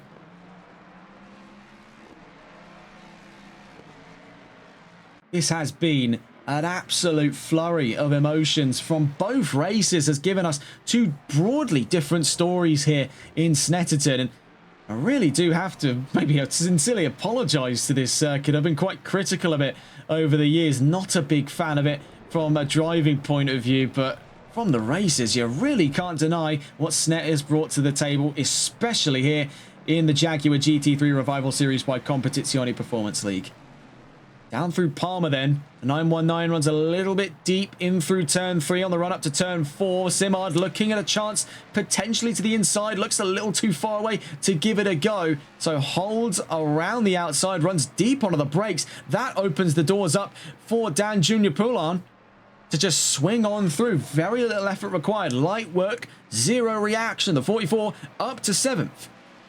And potentially onto that chance to move to 6th with Anthony Corti taking things nice and simple in through Oggies, not trying an awful deal here through turns 6 and 7. Now on the run up towards Bentley Straight, on the run towards turns 8 and 9. It now becomes 3's company here in all for that fight of 6th place.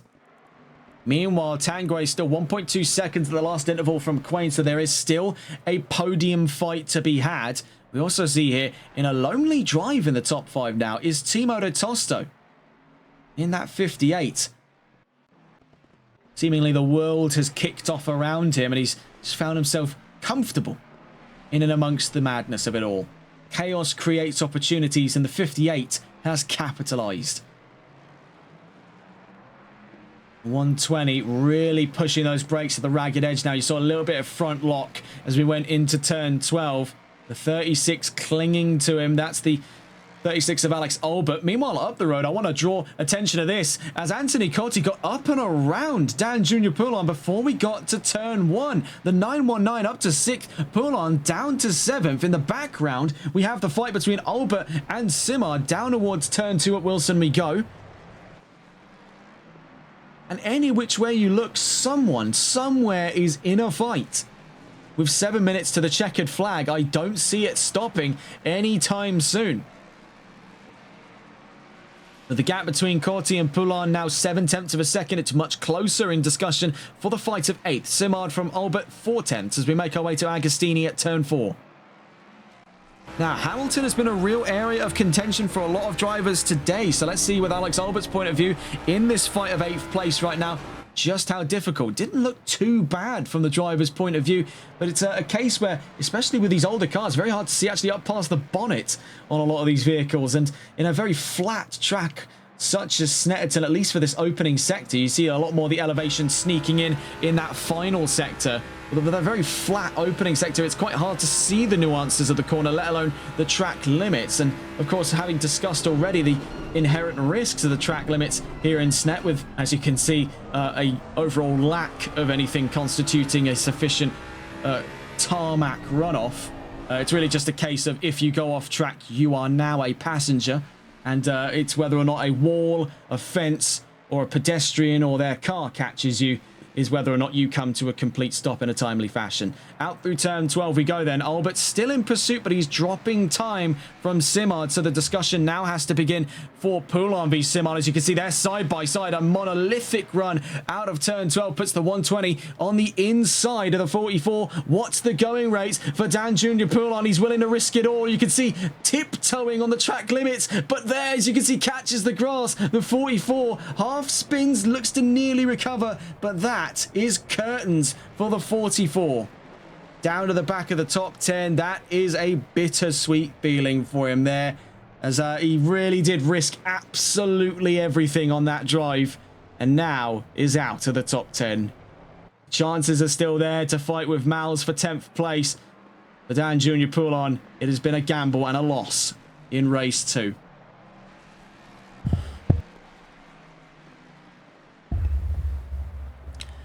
One thing to discuss, though, Tanguay from Quain. There is that chance for Tanguay to return to the podium, or could we be looking at, after all things said and done, an exact mirror match podium between LeBay, Forest and Quain? This could be one to discuss here. These three have been brutally efficient over the course of today's race, and that's been much to the chagrin of drivers like David Tanguay, who has not really found his footing here in race 2. You would have thought the expectation is there for the 30, but much like what has happened in Donington, the same mistakes of the past are creeping in under the performance expectations for the 30. We do hope, heading to Alton Park, that he can once again be within a chance of a fight for a race win. Now, to cut away from that, we quickly join on with the 58, who brought the temporary white flags out, as he did run off track by some ways, and that's for Timo de Tosto in 5th place. Now, we were saying for the longest time, he found himself in a very comfy position on track, found himself separate from the rest of the field by quite some distance, but after that incident, you can see that is Anthony Cotti in the background in the number 919, who is right now, in my books, gunning for driver of the day on race 2.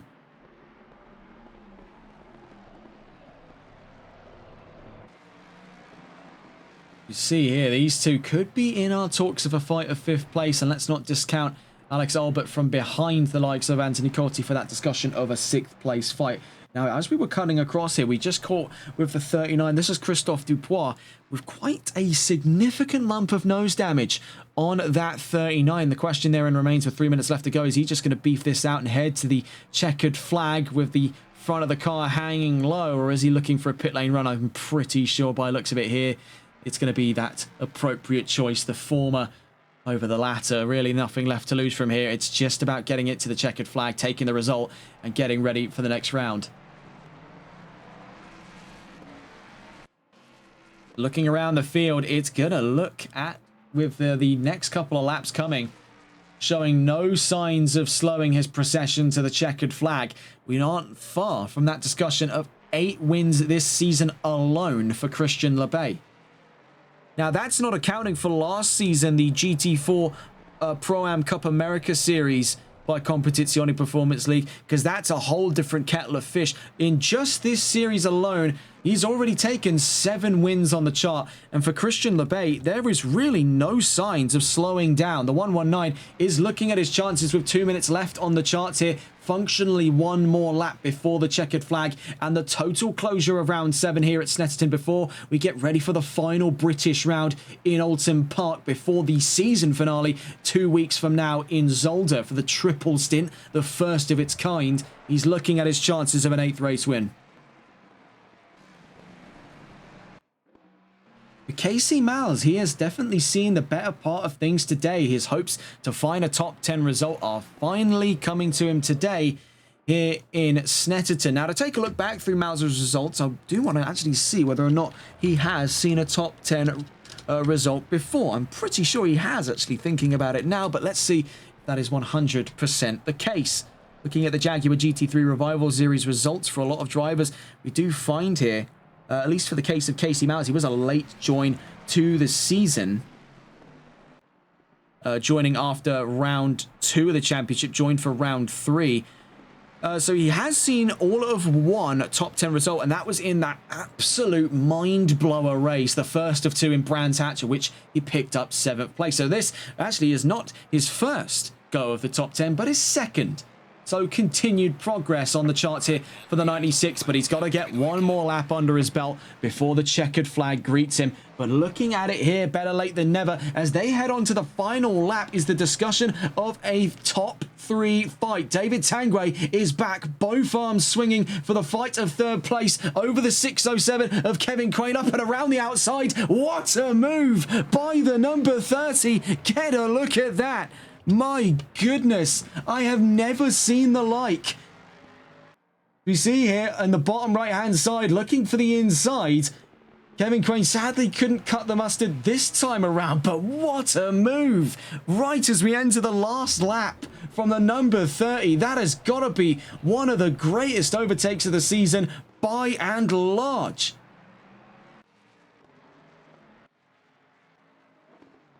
That is something else. Seriously, seriously something else. We were saying way back when that the potential for someone to switch back on the run out of turn 11 to turn 12 was there. Daring, but there. And my goodness, theory could only ever take you so far, because there it was, proof in the pudding, and a perfect execution from the 30. Unbelievable. Well, not far from the discussions of the checkered flag then, after an absolute showstopper move to the podium. We'll see how that unfolds in due course. But heading to the line then, LeBay on unstoppable form, but sadly, without having taken pole position in quali 2, he'll miss out on that Grand Slam. Not that I think he'll be contesting with how things are played out today, with no one left to stand in his way there. Down to the line to see the checkered flag first among the fray, 2 times on the trot, 4 times in a row, 8 race wins for Christian LeBay. Unbelievable. For the 119, you really couldn't ask for results better than that. The 824 to the line, Byron Forrest, double podium for the 824. David Tanguay being closely followed by the 607 of Kevin Quain, where we thought it would have been a mirror match for the podium. David Tanguay has demonstrated otherwise with a move of a century. The 30 to the line, 3rd place at the end of race 2. An absolute jaw dropper.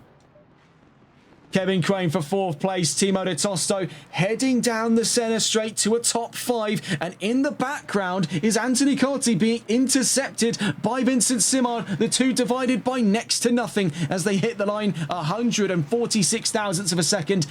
Anthony Cotti in 6th, Vincent Simard 7th, Richard Cecil 8th, Alex Albert to the line for 9th, Casey Miles on his 2nd top 10 appearance, making his way down to the line, being followed there by the 44 of Dan Junior Poulon. Christophe Dupois for 12th place. What a race. It was a tough act to follow out of race 1, I tell you that much for free, but my goodness, I have never seen a race get as explosive as that. And what a move. Can I just recount, as we see from the paddock here, just get a look at that move out of race 2. The run into the last lap, I should say. This is the move for 3rd place between the likes of David Tanguay and Kevin Quain. They followed all the way around turn 11 and then just high and around snips the nose off. That is brutal from the 30. And he gave it a very good go for a fight there to a double podium. Sadly, Kevin Quain only sees 4th place at the end of race 2, but of course nothing to scoff at in the long run. There's your final results out of race 2. LeBay on his 8th race win, 2 in a row today, 4 in a row in the last 2 weeks, 8 in the season. Byron Forrest double podium today as he takes another 2nd place win here in race 2. David Tanguay 3rd after that monolithic move around the outside at turn 12, and 4th place for Kevin Quain. Timo de Tosto 5th with Anthony Cotti in 6th, Vincent Simard 7th, Richard Cecil in 8th, Alex Albert 9th, and Casey Miles on his 2nd top 10 of the season. Dan Junior Poulon in 11th on a result to forget for today, and Christophe Dupois in 12th. And so it seems there are 3 DNFs: Julio Bahena, Stephen Black, and Andrew Veldkamp. Well, what a performance we have seen then on all quarters, on both races, on both qualifyings, and even a little splash of action in the free practice sessions. That is unstoppable. Well, without further ado, that is all from us here on TRTN. If you're joining us for the next round of the Competizione Performance League GT3, our Jaguar GT3 Revival Series, you'll be finding us here at Alton Park on December 9th. For our recording times, that'll be December 10th at 1 AM GMT. For our viewers in the United States, it's on the 9th of December at, what I believe, and correct me if I'm wrong, is 8 PM Eastern Standard Time. Might be wrong on that. We'll have to double check. Final round coming up at round 9 on December 16th before we go into the winter break here on TRTN across quite a few different series. We'll be wrapping up operations proper, not actually far from round 9 itself in that week, if I'm not mistaken. That'll be for Zolder for the first of its kind, the triple stint. But what a demonstration it has been here at Snetterton, a track that has had quite a mixed bag here on TRTN in terms of opinion and image. Has shown us what for, and I am gladly humbled by its presence, and what a race it has been today. That's all from us here on TRTN. Have a wonderful rest of your evening. Take care, and good night.